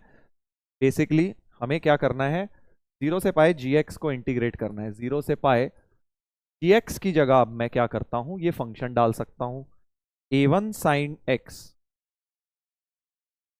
Plus a2 sin 2x plus a3 sin 3x, ऐसे करते करते चलता जाएगा, इन्फिनिटी तक जाएगा, खैर वो dx, करेक्ट। अब मुझे एक बात बड़ी प्यारी सी दिखी, वही वाली चीज, क्योंकि पाई है मेरे दिमाग में सबसे पहले प्रॉपर्टी 5 आती है ना। तो मैंने देखा कि यार जो इवन वाले हैं, जैसे ये वाला टर्म अलग से ले लूं अगर, इंटीग्रल a2 sin 2x, और 0 से पाई में अगर मैं प्रॉपर्टी 5 लगाऊं इसको i मान के, तो 2 पाई माइनस 2x में sin 2x with a minus sine आ जाएगा, यानी इन दोनों को ऐड करते ही 2i की वैल्यू 0 यानी i। तो यानी कि मुझे समझ आ गया, जब जब इवन आ रहा है 2 4 6 8 इस तरह में सब में 0 बनने वाला है। और जो ये वाला है a1 sin x वाला, ये वाला बेसिकली तुम्हारा बस बचेगा a3 sin 3x बचेगा, ऐसे ही a5 sin 5x बचेगा, ऐसे करके तुम्हारा ये वाले टर्म्स बचेंगे 0 से पाए। डबल भी कर सकते हो, कोई दिक्कत वाली बात नहीं है, कोई दिक्कत वाली बात नहीं है। ठीक है, ठीक है। तो अब क्या होगा सर, कर लो इसको, डबल कर लो, 0 से पाई बाई 2 कर लो, है ना, ये वाले डबल कर लिए मैंने। अब साइन एक्स का होता है a1 माइनस कॉस एक्स, और 0 पाई बाई 2, तो एक तरह से 1 हो जाएगा, है ना, ये वाला तो 1 हो जाएगा। और इसमें क्या होगा a3 cos 3x बाई 3, और 0 और पाई बाई 2, ऐसे इस तरह से चलती जाएगी बात। तो a1 इधर से आएगा a3 बाई 3, क्योंकि cos 0 1 और ये तो 0, a3 बाई 3, अगला वाला a5 बाई 5 आ जाएगा, इसी तरह a7 बाई 7 आ जाएगा, ऐसा कुछ चलता जाएगा इन्फिनिटी तक, राइट। हमें क्या दिया है अब, a1 की वैल्यू दी है, ar की 1 अपॉन r प्लस 1 दी है, समझ गए। तो a1 की जगह 1 बाई 2 लिख लेता हूं, इसकी जगह क्या लिख लेता हूं, 1 बाई 3.4, समझ गया, समझ गया ना। a5 की जगह 1 बाई 6 आएगा, यानी 1 बाई 5.6, 1 बाई 7.8, ऐसे चलता जाएगा। और अब ये बड़ी प्यारी सी चीज हो सकती है, क्योंकि अगर इनके न्यूमरेटर मैनिपुलेट कर लूं तो इसको लिख सकता हूं 1 बाई 1 माइनस 1 बाई 2, ये 1 बाई 3 माइनस 1 बाई 4, ये 1 by 5 minus 1 by 6, 1 by 7 minus 1 by 8, and so on up to infinity. और ये बड़ा अच्छा किसी का एक्सपेंशन लिखा है बेटा, किसका एक्सपेंशन लिखा हुआ है सोचो, ये लॉगरिदमिक एक्सपेंशन लिखा हुआ है मेरे ख्याल से, तो ये ln लिखा हुआ है बेटा, एक 2 भी था बाहर, है ना, एक 2 भी था बाहर, तो ये एक तरह से बाहर 2 भी है, और ये आपका ln2 का एक्सपेंशन लिखा हुआ है अंदर, तो 2ln2 बन गया। ln1 प्लस एक्स का एक्सपेंशन होता है ना, ऐसा ही होता है, कुछ देख लेना, ln2 का एक्सपेंशन अंदर लिखा है, 2 बाहर था, तो 2ln2 यानी ln4 हो गया आंसर पहले वाले का। तो पहले वाले का P का आंसर 3 होना चाहिए भाई, देखें, P का 3 हो गया, बिल्कुल सही है, P का 3 हो गया। बढ़िया क्वेश्चन था, देखो काफी ज्यादा बढ़िया कॉन्सेप्ट, इंटीग्रेशन का तो लगा, लास्ट में जाके लॉगरिदमिक एक्सपेंशन भी लग गया। फर्स्ट पार्ट हुआ है अभी, तो अपने आप में जबरदस्त क्वेश्चन है ये, P हुआ है अभी। अब आ जाते हैं बेटा Q पर, Q पर आ जाते हैं। Q में क्या बनाना है भाई साहब, Q में बड़ा खतरनाक सा बनाना है कुछ, कैसे, क्योंकि एक सीरीज यहां दे दी k 0 से n, 0 से 2 पाई, fx के अंदर अपने आप में एक सीरीज चल रही है, बहुत खतरनाक है भाई, cos kx। अच्छा, समझ रहा हूं, समझ रहा हूं। तो मैं क्या करता हूं, मेरे माइंड में एक चीज चल रही है, क्यों ना fx की भी एक सीरीज बना के लिख लें, मतलब 2 सिग्मा बना लेता हूं, एक k का और एक इस fx का भी सिग्मा बना लेता हूं। देखो क्या कह रहा हूं कि जो मेरे पास क्वेश्चन है, k 0 से n, k 0 से n सिग्मा कहां गया, 0 से 2 पाई fx cos kx, 0 से 2 पाई cos kx into fx dx, है ना, यही तो निकालना है मुझे, और तो कुछ नहीं है भाई। k 0 से n, 0 से 2 पाई fx cos kx, ओके। अब fx को भी मैं एक सीरीज फॉर्म में लिख देता हूं, देखो fx को अगर आप देखो ar cos, है ना, cos rx हो गया एक तरह से, ar cos rx जैसा ही तो हो गया, क्योंकि 1 में 1, 2 में 2, n में n, तो ar cos rx का सिग्मा लिखा हुआ है। यानी कि मैं एक काम कर सकता हूं कि इस वाले को एक और सिग्मा चढ़ा देता हूं कि fx की जगह a r cos r x लिख दिया। समझ रहे हो, थोड़ा कंफ्यूजिंग हो रहा है क्योंकि डबल डबल सिग्मा आ गए हैं। एक के का चल रहा है अपना इंडिपेंडेंट और एक आर का चल रहा है अपना इंडिपेंडेंट 0 से n तक। ठीक है सर, ठीक है, समझ गए। तो अब सिग्मा की बात बाद में करेंगे, पहले इंटीग्रल की करते हैं। ए आर को बाहर कर लेता हूं क्योंकि इंटीग्रल तो एक्स का है, और बाय 2 ताकि 2 कॉस ए कॉस भी लग जाए। ठीक है भाई, 2 कॉस ए कॉस भी लगा दो ताकि इंटीग्रल हो पाए ना, cos A plus B plus cos A minus B. अच्छा, अब इन दोनों को अलग अलग इंटीग्रेट करता हूं। वैसे तो एक 2 को तुम नीचे भी टांग सकते हो क्योंकि 2 पाई तक है ना, इवन पाई तक है, कोई दिक्कत वाली बात नहीं है। आप उसके 0 से पाई भी कर सकते हो और एक इसको 2 ले आओ क्योंकि प्रॉपर्टी 6 लग जाएगी कॉस के अंदर। Cos 2 pi minus theta cos theta ही होता है, ये दोनों उड़ गए। ठीक है, 0 से पाई, 0 से पाई ऐसा हो गया। कॉस का इंटीग्रल होता है साइन। थोड़ा सा खतरनाक सा बन रहा है बट ठीक है, सीरीज बन जाएगी। पहले इंटीग्रेट करेंगे फिर सीरीज सॉल्व करेंगे।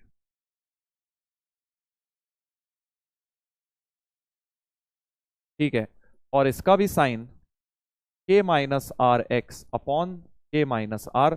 अब देखो 0 और पाई होने के फायदा क्या है, साइन पाई तक तो 0 होता है, साइन पाई तक तो 0 होता है ना भाई, साइन इंटीग्रल मल्टीपल ऑफ पाई 0 होता है। बट दिक्कत वाली बात क्या है, देखो ये तो 0 हो जाएगी, ये भी 0 हो जाएगी, बट प्रॉब्लम क्या है, जब के और आर बराबर हो रहे होंगे तब ये इंटीग्रल वैलिड नहीं होगा। सोच रहे हो ना, क्योंकि इस सीरीज में देखो के अपना 0 से n ले रहा है, आर अपना 0 से n ले रहा है, तो बाकी सब में तो ये 0 आ जाएगा, बट जब k इक्वल टू आर हो रहा होगा उस सिचुएशन में k इक्वल टू आर में ये चीज वैलिड नहीं होगी। मतलब k not equal to r में तो ये हो जाएगा, but k equal to r में तुम्हें एक बार इंटीग्रल को और सॉल्व करना पड़ेगा क्योंकि इसके डिनोमिनेटर में भी k माइनस आर आ रहा है, तुम्हें दिख रहा है। तो if k equal to r, मतलब तुम्हारी जो सीरीज बन गई एक तरह से k 0 से n ए आर इंटीग्रल का साइन ए आर, ए के कर लो, से बात एक ही है, ए के कॉस के एक्स कॉस के एक्स कॉस स्क्वायर के एक्स बन गई, राइट, 0 से 2 पाए ऐसा कुछ हो गया। समझे मैं क्या बोल रहा हूं कि डायगोनल एलिमेंट जो बेसिकली जब दोनों के सिग्मा के और आर बराबर हो रहे होंगे तब ये इंटीग्रल वैलिड नहीं होगा, तब उसके लिए मैंने अलग से कर लिया। और ये वैल्यू अब तो 2 नीचे ले आओ, ये 2 नीचे ले आइए, 2 कॉस स्क्वायर थीटा को खोल दीजिए, तो ए के बाहर 2 कॉस स्क्वायर होता है 1 प्लस कॉस 2 के एक्स डी एक्स, 0 से पाए, करेक्ट। फिर से अब हम इसको इंटीग्रेट कर लेते हैं 1 को अलग, तो हमारे पास जो है वो सीरीज इस तरह से बन गई, सिग्मा के 0 से, तो 2 सिग्मा थे सर, एक ही कैसे रह गया, क्योंकि बाकी सब तो 0 बन गए हैं, सिर्फ डायगोनल, सिर्फ जब बराबर वाले हैं तो एक ही सिग्मा लगा दिया मैंने, के और एक्स को, के और आर को बराबर रख दिया है। तो ए के बाहर था 1 डी एक्स का मतलब हो गया पाए, और साइन 2 पाए 2 के एक्स अपॉन 2 के, इस बार जब 0 और पाई डालूंगा फिर से ये वाली टर्म 0, यानी एक तरह से पाई इंटू ए के बन जाएगी, वेयर के varies from 0 to n।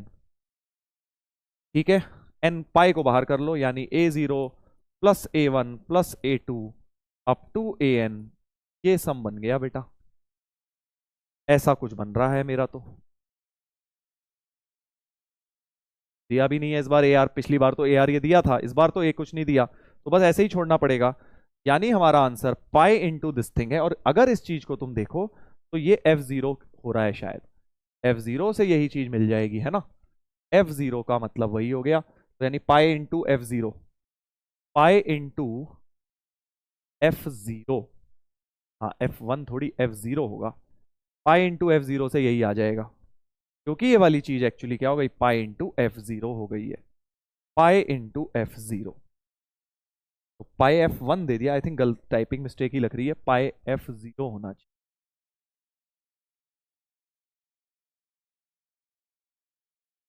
Pi into f0 कर देते हैं, पाई इंटू f0, क्योंकि f0 की वैल्यू तुम देखो a not plus a1 plus a2 up to an हो गई है। बढ़िया क्वेश्चन था, देखो क्यों, क्योंकि एक तरह से इंटीग्रेशन और सिग्मा मिक्स किया जा रहा है, बस और कुछ भी नहीं है, अगर तुम ध्यान से देखो इस तरह का क्वेश्चन है। चलो आर पार्ट पर आते हैं, फिर से इस बार एन, फिर से देखो एक cos kx इस बार fx के साथ मल्टीप्लाई, पहले cos kx को fx के साथ ही था। अच्छा अभी भी fx ही है, अभी भी fx है, बस ar की कुछ वैल्यू दे दी है। ar की कुछ वैल्यू मतलब तुम्हें कुछ सॉल्व नहीं करना बेटा, क्योंकि ये चीज तो तुम ऑलरेडी सॉल्व कर चुके हो। इतनी चीज तो अभी सॉल्व करी है तुमने। कि क्या आती है ये वाली चीज?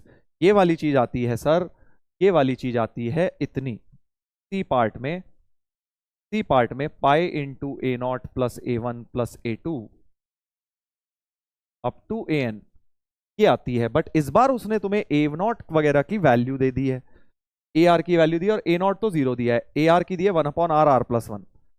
समझ गए? सीरीज का क्वेश्चन बन गया है ना। ए नॉट तो तुम्हें जीरो ही दे दिया, तो अब तुम्हें ये वाली सीरीज लगानी है, pi into sigma a r, r varies from 1 to n। A r की वैल्यू उसने तुम्हें दे दी 1/r+1। टेलीस्कोपिंग सीरीज लगा देते हैं, ऊपर वाले वन इसको लिख लो 1/r माइनस 1/r+1। समझ गए ना? तो अब सी पार्ट का आंसर हो जाएगा, पाई तो बाहर है, 1/1 minus 1/2, 1/2 minus 1/3, 1/3 minus 1/4, 1/n minus 1/n+1। यही था ना भाई?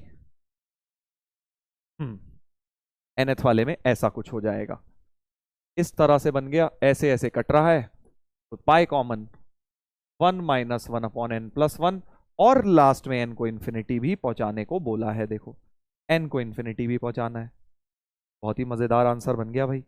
n को इन्फिनिटी पहुंचा दूंगा, ये गया, पाई हो जाएगा, सिर्फ और सिर्फ पाई हो जाएगा। ठीक है भाई? तो फाइनल आंसर आर पार्ट का होना चाहिए 4 पाई, पाई होना चाहिए। करेक्ट? क्यों? फर्क क्या है? बस इसमें छोटा सा फर्क है, क्यू और आर में एक तो n इन्फिनिटी नहीं जा रहा था, इसमें n इन्फिनिटी नहीं जा रहा था, इसमें n इन्फिनिटी जा रहा है। करेक्ट? और दूसरा इसमें ए आर की वैल्यू कुछ फिक्स करके दे दी है तुम्हें, इस तरह से बना दी है ए आर की वैल्यू। चलिए बढ़िया क्वेश्चन है, अगला देखते हैं, सीरीज फिर से और इंटीग्रल। अच्छा अब इस बार 0 से 2 पाए gx, ओरली दिख गया, ओरली दिख गया कैसे? देखो देखो कॉस, मैं सबसे पहले मेरे दिमाग में एक ही चीज आती है, प्रॉपर्टी 5। मैंने देखा 2 पाई तक कॉस का तो कुछ नहीं बिगड़ेगा, cos 2 pi minus theta cos ही होता है। बट जीएक्स में क्योंकि सारे साइन है, सारे साइन है बेटा, तो साइन 2 पाई माइनस, इसमें भी बाहर एक माइनस आ जाएगा, इसमें भी बाहर एक माइनस आएगा, इसमें भी बाहर एक माइनस आएगा, तो सब में एक तरह से बाहर तुम्हारे माइनस आएंगे जीएक्स वाले में, क्योंकि G of 2 pi minus X, ऐसे सोचो, G of 2 pi minus X minus of ji X है, राइट? तो जैसे ही एस पार्ट में आप 0 से 2 पाई में जी एक्स इंटू कॉस के एक्स में जब आप प्रॉपर्टी 5 लगाएंगे, प्रॉपर्टी 5 लगाएंगे, यानी एक्स को 2 पाई माइनस एक्स से रिप्लेस करेंगे, तो G of 2 pi minus X minus G X होगा। कॉस वाले में कुछ फर्क नहीं पड़ेगा, कॉस के एक्स ही रहेगा, और जैसे ही इन दोनों को ऐड करूंगा तो आई की वैल्यू 0, बाकी आगे सीरीज जो मर्जी होती रहे, क्योंकि हर एक इंटीग्रल ही 0 है, तो सिग्मा तो उसका 0 ही बनेगा, यानी कि एस का आंसर 0 होना चाहिए। तो पाई जी ऑफ 0, क्योंकि जी ऑफ 0 मुझे 0 दिख रहा है, यानी कि सेकंड से मैच कर जाएगा, एस जो है सेकंड से मैच कर जाएगा। का क्वेश्चन था भाई, दमदार प्रॉब्लम। शायद तुमने इस तरह के नहीं देखे होंगे कि भाई सीरीज और इंटीग्रल दोनों मिक्स हो रहे हैं, इस क्वेश्चन में ऐसा हो रहा था, डेफिनेट इंटीग्रल एंड सिग्मा दोनों टर्म्स मिक्स हो रहे। चलिए अगला सवाल, अगला सवाल बड़ा ही खतरनाक सवाल है, ट्राई जरूर करो एक बार पॉज करके, क्योंकि मैं बता दूंगा फिर तो बड़ा इजी हो जाएगा, क्योंकि मैंने भी इसमें बहुत दिमाग लगाया था, फिर एक्चुअली जाके मेथड समझ आया था। 0 to 1, अब देखो माइंड में तो एक ही चीज चल रही है कि भाई एक टी और एक डी टी जैसा होना चाहिए, क्योंकि दो दो सीरीज हैं, एक तो ये जीपी की तरह सॉल्व हो जाए, बट डिनोमिनेटर आ जाएगा, बड़ा गंदा हो जाएगा। ये एजीपी दिख रही है, सर एजीपी का फॉर्मूला लगाऊंगा, बहुत लंबा हो जाएगा। एक अप्रोच है एजीपी या जीपी का फॉर्मूला, डिनोमिनेटर भी बेकार, बहुत इंटीग्रल खराब हो जाएगा। दूसरा अप्रोच मैं सोच रहा हूं, क्या ये और एक डेरिवेटिव टी और डी टी टाइप की चीज सोच रहा हूं मैं, तो डायरेक्ट तो बन नहीं रहा, इसका डेरिवेटिव ये नहीं होता, इसका डेरिवेटिव ये नहीं होता, बट मुझे एक बात दिख रही है, यहाँ 3x² होता या 5x4 होता तो मजा आ जाता, कि 5x4 मतलब x की पावर 5 का डेरिवेटिव है ना। तो मुझे एक बात नजर आ रही है कि क्यों ना एक्स को एक्स स्क्वायर से यानी एक्स को टी स्क्वायर से रिप्लेस करता हूं पूरे क्वेश्चन में। सब्सटीट्यूशन करते हैं x equal to t square. समझ आया कैसे पकड़ा मैंने? क्योंकि जैसे ही x को टी स्क्वायर 3t स्क्वायर बनेगा, 5t4 बनेगा, वही वाली एक तरह से डेरिवेटिव की टर्म्स मुझे बनती हुई नजर आ रही हैं। हो सकता है बाकी भी बन जाए। x को टी स्क्वायर स्टार्ट करते हैं यानी dx को 2t dt, पूरे इंटीग्रल में x को टी स्क्वायर डालते हैं। लिमिट्स तो 0 1 रहेंगी। ये x टी स्क्वायर हो जाएगा, ये t4 हो जाएगा, फिर अगला t6 हो जाएगा, और ये t की पावर 2n-2 हो जाएगी। करेक्ट। और इधर क्या आएगा? 1 + 3t स्क्वायर 5t4, इस तरह से बस लास्ट टर्म लिख लो 2n-1 t की पावर 2n-2 हो जाएगा। देख लीजिए, देख लीजिए भाई, सही लग रहा है सर अभी तक। और एक जो dx है उसकी जगह 2t dt कर देता हूं, 2 को उधर कर लेता हूं, कांस्टेंट है बाहर। ऐसा कुछ बन गया सब्स्टिट्यूशन करके, बट अभी तक मेरे पास बना नहीं है क्योंकि ये तो बन गया डेरिवेटिव। ये 1 ये t का बन गया, ये t क्यूब का बन गया, ये t की पावर 5 का बन गया, बट यहां तो ऐसा है ही नहीं। बट वो एक जो t पड़ा है कोने में, अगर इस t को इस ब्रैकेट में मल्टीप्लाई कर दूं, देखो तो वही बन जाएंगे ये t, ये t क्यूब, ये t5, t7, t की पावर 2n-1 बन जाएंगे। और इन्हीं सब के डेरिवेटिव्स ये लिखे हुए हैं बेटा। आया ना मजा? ऐसा कुछ बन गया देखो।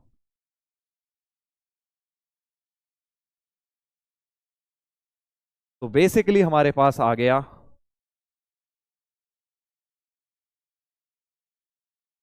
अगर मैं इस चीज को अब फिर से दिमाग में z मान लूं, अगर इस चीज को z मान लूं तो ये पूरी चीज dz लिखी हुई है। तो z dz मतलब z²/2 से 2 कट गया, और z की लिमिट्स भी डाल दो, 0 पर तो 0 ही रहेगा, 1 डालूंगा 1 1 1 1 1, कितने आ जाएंगे? n आ जाएंगे। सॉरी, इंटीग्रल का साइन थोड़ी रहेगा, जल्दबाजी। 0 से n z dz यानी कि n², ये इंटीग्रल सॉल्व होके n² के बराबर आ रहा है। n² आ रहा है भाई, ये कौन सा? in की वैल्यू n² आ रही है। बस i 2024 का रूट पूछा है, i 2024 हो जाएगा 2024 का स्क्वायर, रूट लेना है तो 2024 ही आंसर हो गया। का क्वेश्चन था भाई, सब्स्टिट्यूशन सोचना थोड़ा सा ट्रिकी काम था, यहां पे ट्रिकी काम था। चलिए अगले पर आते हैं, अगले सवाल पर आते हैं। क्या है अगला? अगला भी देखने में तो बड़ा खतरनाक लग रहा है सर। उतना नहीं है, बस कैलकुलेशन है। For a positive constant t, alpha beta भी रूट्स ऑफ द इक्वेशन। भैया अल्फा प्लस बीटा तो मुझे दिख गया, -t², alpha into beta -2t है। Minimum value of this integral निकालनी है। अच्छा, तो भाई पहले तो ओके समझ गया। तो बेसिकली पहले तो इंटीग्रेट हो जाएगा, x तो हट ही जाएगा, यानी t का फंक्शन बन जाएगा ये इंटीग्रल, क्योंकि alpha plus beta, alpha into beta जब डालूंगा t के टर्म्स में आएगा। t के फंक्शन की मिनिमम वैल्यू निकालनी है, that is what is going in my mind. पहले ब्रैकेट खोल देता हूं, x² माइनस प्लस 1/α² प्लस 1/β²। करो बेटा, ये तो क्वेश्चन बस कैलकुलेशन है, और कुछ ये कुछ बन गया। और अब मुझे क्या करना है? अब मुझे बेटा इसके अंदर पहले तो इनकी वैल्यू डालता हूं। α² प्लस β² चाहिएगा मुझे,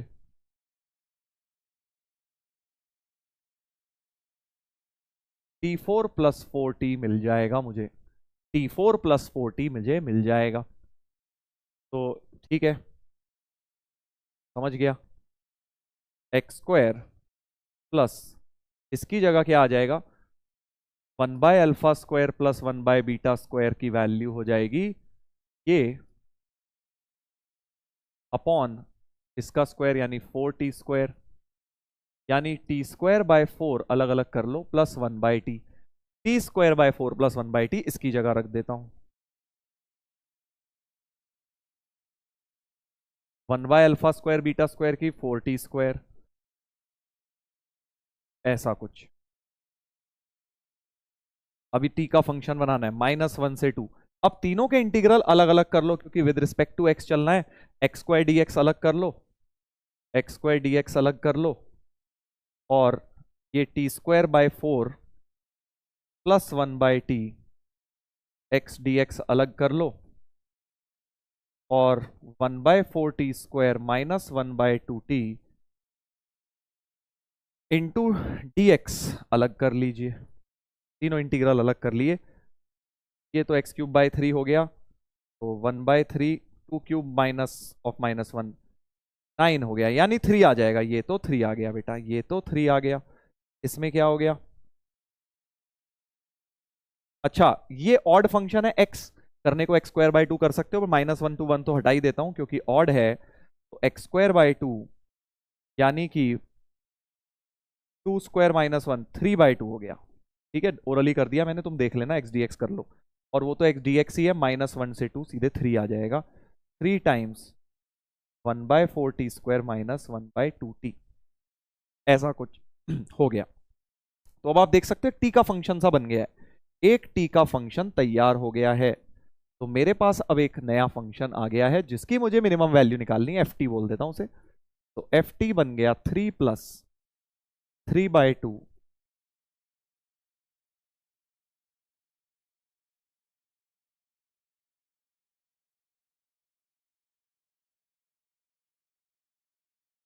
ब्रैकेट्स वगैरह खोलते हैं, 3 + 3t square by 8 plus 3/2t plus 3/4t square -3/2t। ये दोनों तो कट गए। कैसा आ गया भाई कुछ? ft जो है, कैलकुलेशन देख रहे हो कितनी है, बस एक्यूरेसी का खेल है। अब इसकी मुझे मिनिमम वैल्यू निकालनी है बेटा, इसकी मुझे मिनिमम वैल्यू निकालनी है। बस f' कर देता हूं। तो 3t/4 -3/2t³ बराबर 0 है ना। तो 3 तो कट ही गया, t/4 बराबर 1/2t³। तो t4 बराबर 2 हो गया, t4 बराबर 2 हो गया, यानी t की वैल्यू 4√2, और पॉजिटिव कांस्टेंट था t। तो t की वैल्यू बेटा 2 की पावर 1/4 बन गई है। मिनिमा ही आ रहा होगा, आप चेक कर लेना। बाकी अब इसको डाल दो यहाँ पे, टी स्क्वायर की जगह बेसिकली √2 तुम्हें डालना है यहाँ पे। तो मिनिमम वैल्यू बन गई, minimum value basically T square को तुम्हें 2 डालना है, सॉरी टी स्क्वायर को √2 डालना है। टी स्क्वायर को √2 डालना है इसके अंदर। 3 + 3√2/8 प्लस 3/4 इंटू √2।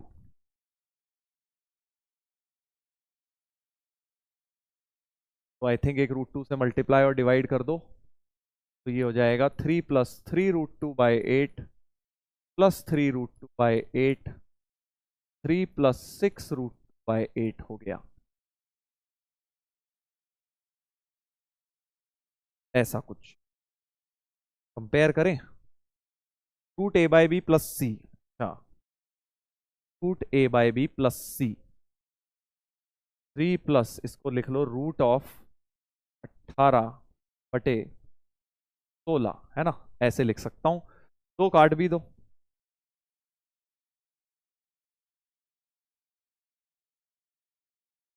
ऐसा कुछ आ रहा है भाई। देखें, a + b + c k/5 मतलब a + b + c 20 आ रहा होगा, देखते हैं। तो a हो गया 3, 9 और 8 17 और 20 आ गया, बिल्कुल सही है। 20/5 आ गया 4। देख रहे हो कितनी कैलकुलेशन थी, कुछ खास इसमें मुश्किल नहीं था। सीधे sum of roots product of the roots करके इंटीग्रल सॉल्व किया, इंटीग्रल से फंक्शन बनाया, उस फंक्शन का मिनिमा निकाला और फंक्शन का मिनिमम वैल्यू निकाल दी। तो पूरा एक तरह से क्वाड्रेटिक मिक्स हो गया, डेफिनेट इंटीग्रल मिक्स हो गया, प्रॉपर्टीज उसकी और एप्लीकेशन ऑफ डेरिवेटिव मिक्स हो गया यहां पे। देख लो भाई, ब्रेन टीजर नंबर 52। 53 पर आ जाते हैं, अगला सवाल। 53 दिख रहा है किसका है, लिमिट ऑफ अ सम का है, पाई है, बट सर यहां तो कोई बात नहीं, एल की वैल्यू दी है 1/n⁴ पाई, पाई का मतलब प्रोडक्ट, n² प्लस 1² की power 1/n, n² plus 2², n² plus 3², ऐसे करते करते n² प्लस 2n का स्क्वायर होल पावर 1/n है। अब तुम्हें पता है कि भैया ऐसे में प्रोडक्ट को अगर सम में चेंज करना है, पहला स्टेप है ln लेना होता है, लॉग लेंगे तो ln l हो जाएगा। अब देखो ये वाले को पहले इसका लिख लेता हूं सम में, ln of n² plus r² का सिग्मा बन जाएगा, this plus this plus this plus this हो जाएगा, और जो 1/n है वो बाहर आ जाएगा, इसका जो पावर वाला 1/n है, और ये -4 ln n बाहर चले जाएगा। करेक्ट? देख लो जरा एक बार, क्या मैंने सही बोला है? सही बोला है मैंने, सही लग रहा है वैसे तो, कि भाई पावर ln जब लिया, ln of n² plus r² का सिग्मा चेंज हो गया, मल्टीप्लाई प्लस में चेंज हो गया, वो 1/n जो पावर थी वो आगे आ गई, और ये इनकी पावर 4 थी, बाहर -4 ln n बन गई। ठीक है, अब ऐसे में तुम्हें क्या करना होता है, तुम्हें तो r/n बनाना होता है, तो n² जबरदस्ती कॉमन लो, n² 1 प्लस r²/n² हो गया। ठीक है, ln भी है इधर, ln भी है,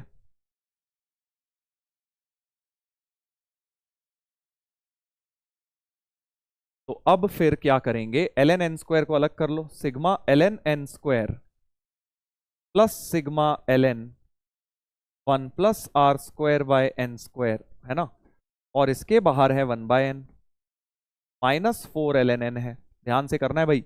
और बेटा अब देखो सिग्मा में कितनी वैल्यूज थी, 1 से n, 1 से 2n, 1 से 2n।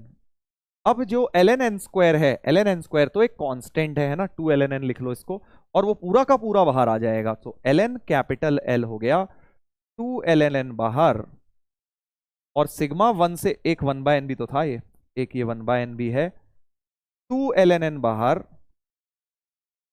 और ये 1 से 2n, सिग्मा 1 मतलब 2n टर्म्स हो गई, तो एक 2n मल्टीप्लाई हो जाएगा,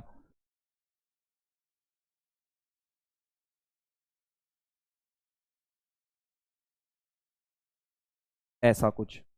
अब ये 1/n अंदर ले जाइए, 1/n को अंदर ले जाइए, आई थिंक अब क्वेश्चन हो गया तुम्हारा।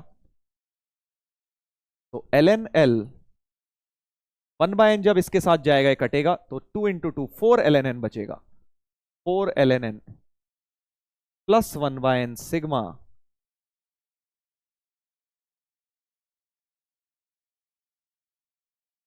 और -4 ln n था ही, मजा आ गया, क्योंकि 4 ln n -4 ln n cut गए, और बेटा अब तुम्हारे पास ये सीरीज बन गई। मतलब और भी तरीके हो सकते हैं सीरीज बनाने के, मैंने ऐसे बना लिए, 1/n को dx ln 1 plus x² dx, और लिमिट बेटा 0 से 2 हो जाएगी, क्योंकि r/n की रेंज 0 से 2, क्योंकि r की देखो, r की तुम्हारी 1 से 2n है, r/n की 1/n तो लगभग 0 ही है, इन्फिनिटी है, तो 0 से 2 हो जाएगी। और अब ये इंटीग्रेशन का आगे सवाल बन चुका है, निपटा लेते हैं, बाय पार्ट्स है, कंप्लीट करते हैं भाई। अगले पेज पे लिख देता हूं, सो ln l 0 से 2 ln 1 plus x² dx, first function second function,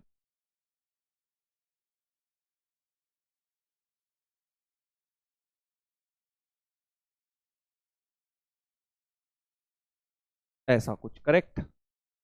इसमें 0 डालेंगे, 0 2 डाल देते हैं, तो 2 ln 5 बन गया ये तो, माइनस 0 से 2, 2 बाहर x² / 1 प्लस x² dx, तो +1 -1 करता हूं, 2 ln 5 -2, 0 से 2 +2 dx/1 प्लस x², तो ये बन गया भाई 2 ln 5 -2 × 2 4, 2 tan इनवर्स x यानी tan इनवर्स 2 हो गया। और ये ln l की वैल्यू आई है बेटा, तो l हो गया e की power ln 25 minus 4 plus 2 tan inverse 2। ये आ रहा है l भाई, से कंपेयर करना है, 25 बाहर लाना है, तो e की पावर ln 25 इंटू ई की power minus 4 plus 2 tan inverse 2। e और ln 25 हटा के 25 बाहर, ऐसा कुछ, माइनस 4 प्लस 2 tan इनवर्स 2। अच्छा, तो a तो 2 आ गया tan इनवर्स 2, और b 4 हो गया, a2 b4 हो गया, a प्लस बी पूछा है वो 6 हो गया भाई, a प्लस बी तुम्हारा 6 हो गया। बढ़िया क्वेश्चन यार, मजेदार, देखो कहां से कहां पहुंच गया। कई बार ऐसे डायरेक्ट नहीं आते, जेई एडवांस में भी कई बार घुमा देते हैं ऐसे, एलएन वगैरह लेके देखा कटा पिटा, और limit as a sum create हो गया है, limit as a sum create हो गया है। ठीक है, एडवांस में आया था अभी 2022 में ही, लिमिट ऑफ अ सम का वो देखेंगे जिस दिन पीवाईक्यूज हम लोग करेंगे, राइट। चलो भाई, एक और सवाल की ओर बढ़ेंगे, एक और सवाल देखते हैं। 54 54 नंबर, काफी ब्रेन टीजर्स हो गए भाई इस चैप्टर में, देखो काफी, क्योंकि चैप्टर ही ऐसा है ना, खूब सारी प्रैक्टिस करने वाला है।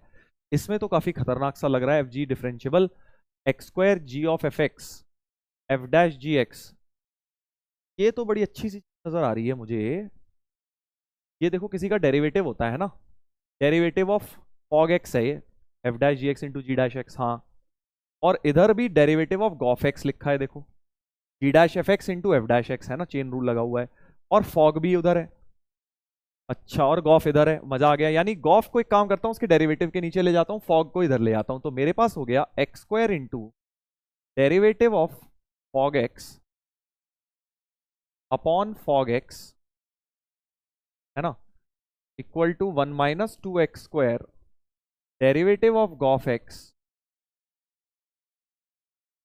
Upon g of f x. ऐसा सा तो मुझे दिख गया, समझ गया, समझ रहा हूं, बट अभी इंटीग्रेट तो कर नहीं पाऊंगा क्योंकि ये टर्म्स भी हैं। अच्छा, एक और चीज, अगर ln भी ले आऊं तो ये दोनों का ही डेरिवेटिव आ जाएगा, तो derivative of ln of f of ji x हो गया है ना, क्योंकि ln 1/t इंटू डेरिवेटिव आ जाता है, और इधर भी derivative of ln of g of f x हो जाएगा। करेक्ट, सही है भाई, बिल्कुल बिंदास सही है, 1/gx और g डैश एफ एक्स हो जाएगा, ठीक है, करेक्ट। तो ये इस तरह की एक इक्वेशन लिखी हुई है जिसमें कुछ डेरिवेटिव वगैरह बन रहे हैं। आगे पढ़ते हैं अब question. More g x is a positive and f x is non negative, and एक ये इक्वेशन और दी हुई है 0 to k f of ji x d x is this for all k। यानी अब लेबेनिट्स रूल का क्वेश्चन दिख रहा है बेटा, क्योंकि 0 टू k हर k के लिए वैलिड है, तो यहां से मैं डिफरेंशिएट करके फॉग निकाल सकता हूं। मुझे दिख रहा है क्वेश्चन यहां से पकड़ा जा सकता है, इसको डिफरेंशिएट करके लेबेनिट्स रूल लगा दो। ऑल्दो लेबेनिट्स रूल कल के लेक्चर में ज्यादा आएगा, बट फिर भी इतना तो लगा ही सकते हो। एफ ऑफ जी के रिस्पेक्ट में डिफरेंशिएट कर रहा हूं, इंटू 1, और 1 का 0 माइनस ई की पावर माइनस के स्क्वायर, ठीक है, इंटू माइनस के स्क्वायर का डेरिवेटिव है ना, तो माइनस 2k हो गया, ऐसा कुछ हो गया, समझ गए। तो एफ ऑफ जी के आ गया एक तरह से, एफ ऑफ जी के आ गया, माइनस माइनस कट गया, 2k ई की पावर माइनस के स्क्वायर। देख लो भाई, सही कह रहा हूं ना, सही लग रहा है। बट मुझे एफ तो basically f of ji x भी आ गया ना, क्योंकि के को एक्स से रिप्लेस कर दो, क्या फर्क पड़ रहा है कि हर एक्स के लिए वैलिड है, 2x ई की power minus x square. But मुझे यहां पे ln of f of ji x चाहिए, उसका भी डेरिवेटिव चाहिए, ln f of ji x उसका भी डेरिवेटिव, तो क्रिएट करता हूं, पहले ln लेता हूं, तो ln 2x प्लस ln ई की पावर माइनस एक्स स्क्वायर, तो ln 2x को भी ln 2 प्लस ln x लिख लो, माइनस एक्स स्क्वायर बाहर ln ई तो 1 हो गया, ये आया ln f ऑफ gx। इसका भी डेरिवेटिव क्रिएट करना है, देखो इसका भी डेरिवेटिव क्रिएट, बहुत प्यारा क्वेश्चन है, मल्टीपल लेयर। इसका डिफरेंशिएट करता हूं तो मेरे पास ln 2 का तो 0, 1 बाय एक्स माइनस 2x, यानी कि इस चीज की वैल्यू बेटा, इस पूरी चीज की वैल्यू मेरे पास मिल गई 1 बाय एक्स माइनस 2x। प्यारा सा लग रहा है भाई मुझे। और अब क्वेश्चन देखो कैसे लेयर बाय लेयर अनफोल्ड हो रहा है। अब जब एलसीएम ले रहा हूं 1 माइनस 2x स्क्वायर कट जाएगा, एक x भी कट जाएगा, सिर्फ x रह जाएगा।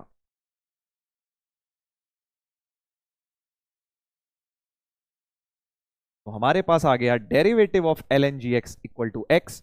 अब दोनों तरफ इंटीग्रेट कर दीजिए, अब दोनों तरफ इंटीग्रेट कर दीजिए। सो ln of g of fx, इसका डेरिवेटिव x था तो ये x स्क्वायर बाय 2 प्लस सी हो जाएगा। ln g ऑफ fx निकल कर आ गया है। अच्छा, निकालना क्या है? ln g ऑफ f 2023, सी निकालने को तो कुछ दिया नहीं है, 2023 और 2022 का डिवाइड करना है, तो ln ऑफ f ऑफ 2023 हो जाएगा 2023 स्क्वायर बाय 2 प्लस सी, और ln g ऑफ f 2022 हो जाएगा 2022 होल स्क्वायर बाय 2 प्लस सी। दोनों को सबट्रैक्ट करता हूं ताकि ln a upon ln b बन जाए।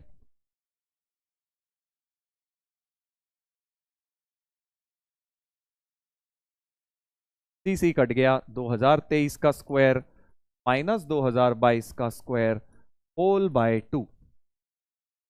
ठीक है, a plus b, a minus b लगा दो, तो 4045 बाय 2 बन गया ये। इसका बॉक्स पूछा हुआ है, इसका बॉक्स पूछा है तो ये होता है 2024.5, नहीं 022.5। इसका बॉक्स तो 2022 हो गया। आंसर 2022 होना चाहिए भाई, इसका आंसर 2022 होना चाहिए। आ गया भाई, बढ़िया क्वेश्चन, मतलब दिमाग घूम गया पूरा, जबरदस्त प्रॉब्लम, क्योंकि अलग अलग लेवल पे सोचना था बेटा। ठीक है, अब सिर्फ सॉल्यूशन सुनोगे तो इजी लगेगा, बट खुद सोचने बैठोगे कि अच्छा ये बनाया डिफरेंशियल, उसका बनाया, उसके बाद जब हमने इसमें लेबनेट रूल लगाया तो यहाँ डिफरेंशिएट करके ये चीज क्रिएट करके यहाँ रखी, के बाद इंटीग्रेट करके ये वैल्यू निकाली गई। सारा बढ़िया क्वेश्चन, बताना जरूर कमेंट करके कैसे लगे ये सारे क्वेश्चन बेटा। बहुत मेहनत से बनाने पड़ते हैं, ढूंढने पड़ते हैं, चेंज करने पड़ते हैं कई बार। चलो भाई, अगला सवाल, अगला देखेंगे एक और। ये तो यार आसान है, कर लोगे। Relating definite integral, I1 I2 को रिलेट करना है। I3 तो मुझे खैर वैसे ही जीरो दिख रहा है यार, माइनस ए टू ए, ये ऑड है और ये तो अंदर एफ ऑफ ई वन ही है, तो I3 तो हिंट दे रहा हूँ जीरो है ही। I1 I2 को अब तुम रिलेट कर लेना, होमवर्क में इसको निपटा लेना भाई साहब। कर लोगे? इजी है यार ये क्वेश्चन, कर लोगे, ट्राई जरूर कर। ठीक है, चलो भाई आगे बढ़े, आगे बढ़ते हैं। एक सवाल ये और कर लेते हैं, एक ये और कर लेते हैं, फिर एक होमवर्क दे दूं। अच्छा ये रह गया एक, उससे पहले सॉरी, ये वाला रह गया भाई, ये अच्छा प्रॉब्लम दिख रहा है।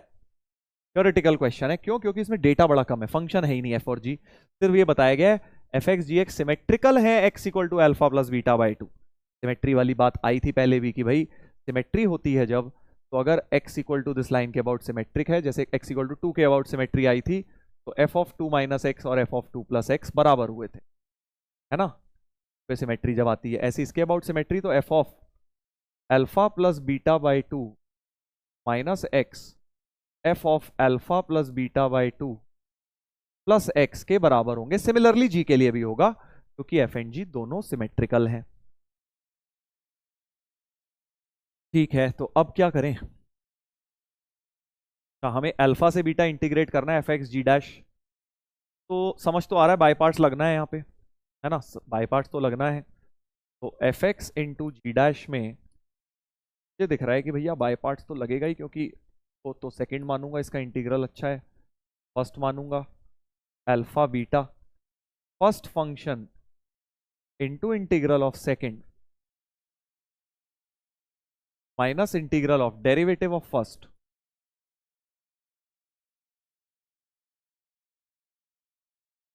ठीक है, अब यहाँ एफ अल्फा और एफ बीटा जी बीटा चाहिए, क्योंकि लिमिट डालूंगा तो एफ बीटा एफ अल्फा वगैरह चाहिए मुझे। तो यहाँ डाल के देखता हूँ, सोचो यहाँ से कैसे मैं, बस यही थॉट है, अब अल्फा कैसे बनाऊं, यहाँ से एफ अल्फा कैसे बनाऊं, एक्स को क्या डालूं कि ये एफ अल्फा बन जाए, है ना।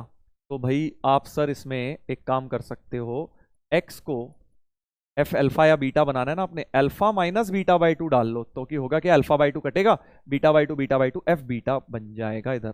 तो अगर मैं इस पूरी इक्वेशन में एक्स को alpha minus beta by to डालूं तो यहां बन जाएगा एफ बीटा, और यहां क्या बन जाएगा, एक्स की जगह डाला बीटा बाई टू कटा अल्फा अल्फा, एफ अल्फा बन गया। यानी मेरे को एक बात समझ आ गई, एफ अल्फा और एफ बीटा बराबर हो गए, क्योंकि इसके अबाउट सिमेट्री है, क्योंकि alpha plus beta by two के अबाउट सिमेट्री है। एक्स को जैसे ही alpha minus beta by two इस इक्वेशन में डाला, F alpha equal to F beta आ गया। और सिमिलरली जी के लिए भी सेम है, एफ सिमेट्रिक है जी भी सिमेट्रिक है, तो जी ऑफ बीटा भी जी ऑफ अल्फा होगा। यानी कि बेटा अब मैं जैसे ही इसमें लिमिट डालूंगा, एफ बीटा जी बीटा माइनस एफ अल्फा जी अल्फा जैसे ही डालूंगा, ये तो कट जाएगा क्योंकि दोनों इक्वल हैं, यानी ये वाली चीज तो हट गई। तो यानी तुम्हारा इंटीग्रल बचा माइनस टाइम्स अल्फा से beta F dash x d x, ऐसा कुछ बन गया भाई। बी ऑप्शन तो बन गया। और कोई ऑप्शन? ये जो तुम्हारा आई था मल्टीपल करेक्ट है ना, क्योंकि इसको आई मान लेते हैं, इस क्वेश्चन को आई मान लेते हैं, तो ये भी आई आया। अच्छा, इसने क्या किया हुआ है यहां पर, ये देखो ये आई यूज किया हुआ है ना, यही वाला आई यूज किया हुआ है, और ये भी अभी आई आया है, देखो ये वाला भी minus F dash x g x भी आई आया है, यानी आई प्लस आई टू आई हो गया, टू आई बाई टू आई हो गया, यानी ये भी आई के बराबर ही आ रहा है। समझ गए मैंने कैसे चेक किया? बेसिकली मैंने ऑप्शन में देखा कि यार ये तो आ गया, फिर मैंने देखा ये तो वापस क्वेश्चन ही है, तो आई हो गया, और ये वाला जो है आगे लिखा है, ये अभी मैंने सिंप्लीफाई करा आई को, यही आया, यानी ये भी आई हो गया, माइनस के साथ ये भी आई हो गया, यानी आई प्लस आई टू आई हो गया, टू आई का हाफ करा तो ये भी आई होना चाहिए। और तो दिख नहीं रहा, क्योंकि ये एफ जी डैश है, ये तुम्हारा आई हो गया, और ये plus F dash g x तुम्हारा माइनस आई हो जाएगा, तो ये तो एक्चुअली जीरो हो गई, ये वाली वैल्यू तो जीरो हो गई। बस तो है नहीं वैसे भी, बस बी और सी तुम्हारा सही होना चाहिए, बी और सी बेटा सही होना चाहिए, ठीक है। अच्छा क्वेश्चन था भाई, मजा आ गया करके, क्योंकि थियोरेटिकल क्वेश्चन में क्या होता है ना, डेटा बड़ा कम होता है, बस हमारे पास यही इंफॉर्मेशन है कि सिमेट्री है, बाकी एफ जी के बारे में कुछ पता नहीं था, बट उसी के बेसिस पे क्वेश्चन सॉल्व हो गया। चलिए अगला सवाल देखते हैं, अगला सवाल देखते हैं, फिर से series mixed with integral 0 to 1, पाई का मतलब प्रोडक्ट होता है, तुम्हें पता है, x plus one x plus two x plus three, ऐसे करते करते एक्स प्लस एन है, और सम का मतलब 1/x+1 plus 1/x+2 1/x+3 up to 1/x+n हो गया। अच्छा, तो क्या करें, समझ तो रहा हूं मैं कुछ कुछ, बेसिकली मुझे एक चीज दिख रही है कि ये किसी का एक तरह से डिफरेंशिएशन, अगर देखो ब्रैकेट खोलूं तो होगा क्या, पहले वाले में x+1 कटेगा, दूसरे में x+2 कटेगा, तो एक तरह से मैं ये नहीं बोल सकता कि ये लिखा हुआ है डेरिवेटिव ऑफ पूरा x+1 x+2 x+3 up to x+n का डेरिवेटिव लिखा हुआ है पूरा, सोचो जो अंदर ब्रैकेट खोलने के बाद, समझ पा रहे हो? देखो क्यों, पहले में क्या होता है, x+1 हटता है, ये सब मल्टीप्लाई होते हैं, इसका 1 हो जाता है, तो जब पहला ब्रैकेट खुलेगा x+1 एक तरह से कट जाएगा, यही बचेंगे, दूसरे में x+2 कट जाएगा, बाकी सब बचेंगे। तो प्रोडक्ट रूल में जब मैं डिफरेंशिएशन में लगाता हूं तो एक्चुअली मेरे पास यही सारी चीजें बचती हैं, यही सारी चीजें बचती हैं, सोच के देख लो। तो यानी कि ये इसका डेरिवेटिव लिखा हुआ है और बाहर इंटीग्रल है, इंटीग्रल डेरिवेटिव हट गए, x+1 x+2 x+3 ऐसा कुछ फंक्शन बन गया, और लास्ट में तो बस लिमिट डाल दो 0 और 1, समझ गए ना। तो एंटी डेरिवेटिव का फंडा इस्तेमाल हो गया इस क्वेश्चन में। 1 डालूंगा तो क्या आएगा, 2 3 4 5 अप टू n+1, माइनस 0 डालूंगा तो 1 2 3 अप टू n, तो ये तो n+1 फैक्टोरियल हो गया माइनस n फैक्टोरियल हो गया, n फैक्टोरियल कॉमन, n+1 -1, तो n इंटू एन फैक्टोरियल आ रहा है भाई आंसर। बहुत ही प्यारा कि इस इंटीग्रल की वैल्यू जो in आई है, in की वैल्यू n इंटू एन फैक्टोरियल आ गई। ठीक है, ये थोड़ा सा विजुअलाइजेशन मुश्किल होता है कि ये जब मल्टीप्लाई करा तो ये डेरिवेटिव इसी चीज का बन जाएगा। प्रैक्टिस। चलिए i3 क्या हो गया, i3 निकालना है तो 3 इंटू 3 फैक्टोरियल 18 आ गया, बिल्कुल सही, मतलब तो ऑप्शन मैच कर लेना। i5 5 इंटू 112 5 60 600, ये भी सही लग रहा है। i6 तो ये गलती हो गया, 6 फैक्टोरियल इंटू 6, i5 भी गलत, तो a और b सही लग रहे हैं भाई, ए और बी ऑप्शंस सही लग रहे हैं। चलिए तो ये कुछ सवाल हो गए हैं, 57 नंबर हो गया है, बाकी एक 58 होमवर्क दे रहा हूं, इसको तुम होमवर्क में निपटाना, ज्यादा मुश्किल नहीं है। रिलेट करना है, p/q का रेशियो निकालना है। ठीक है भाई, चलो तो काफी सवाल हो गए, आई थिंक 58 तो हो ही गए, अभी बाकी एक लेक्चर और है जिसमें हम मिक्स करके अब करेंगे पूरा का पूरा definite integral along with Leibniz rule. ठीक है, बाकी सब टॉपिक्स के मैंने आपको करा दिए, लेबनिट्स रूल के थोड़े कम कराए, वो कल ज्यादा करेंगे, बाकी टॉपिक्स भी मिक्स करेंगे। ठीक है, चलिए तो आई होप आज मजा आया सब लोगों को आज के लेक्चर में। और जैसा कि हर बार मैं बताता हूँ बेटा, लास्ट की स्लाइड में अपना टारगेट लिखा हुआ है, जेईई एडवांस 2024 फोड़ना है तुम्हें, बिल्कुल तुम्हारे अंदर कैपेबिलिटी है, मैं देख रहा हूँ तुम लोगों को बहुत अच्छी तरह पढ़ाई कर रहे हो, काफ़ी बढ़िया बढ़िया कमेंट्स डाउट्स सेक्शन में आप लोग पूछते हैं, बताते हैं, अपने मेथड्स डिस्कस करते हैं, वेरी नाइस। इसी तरह से लगे रहो, बस बिल्कुल कॉन्फिडेंस के साथ जाना है। जेईई में तुम जितना अच्छा कर रहे हो, बहुत ही कम बच्चे उतना अच्छा कर पाते हैं। बस उस पेपर वाले दिन काम माइंड के साथ एग्जाम देना है, चीज़ें सब ठीक होंगी, सब बढ़िया होंगी। ठीक है, चलिए तो मिलते हैं बच्चों अगले लेक्चर में, जहां हम आगे करेंगे इंटीग्रेशन को continue. Till then take care, goodbye, love you all.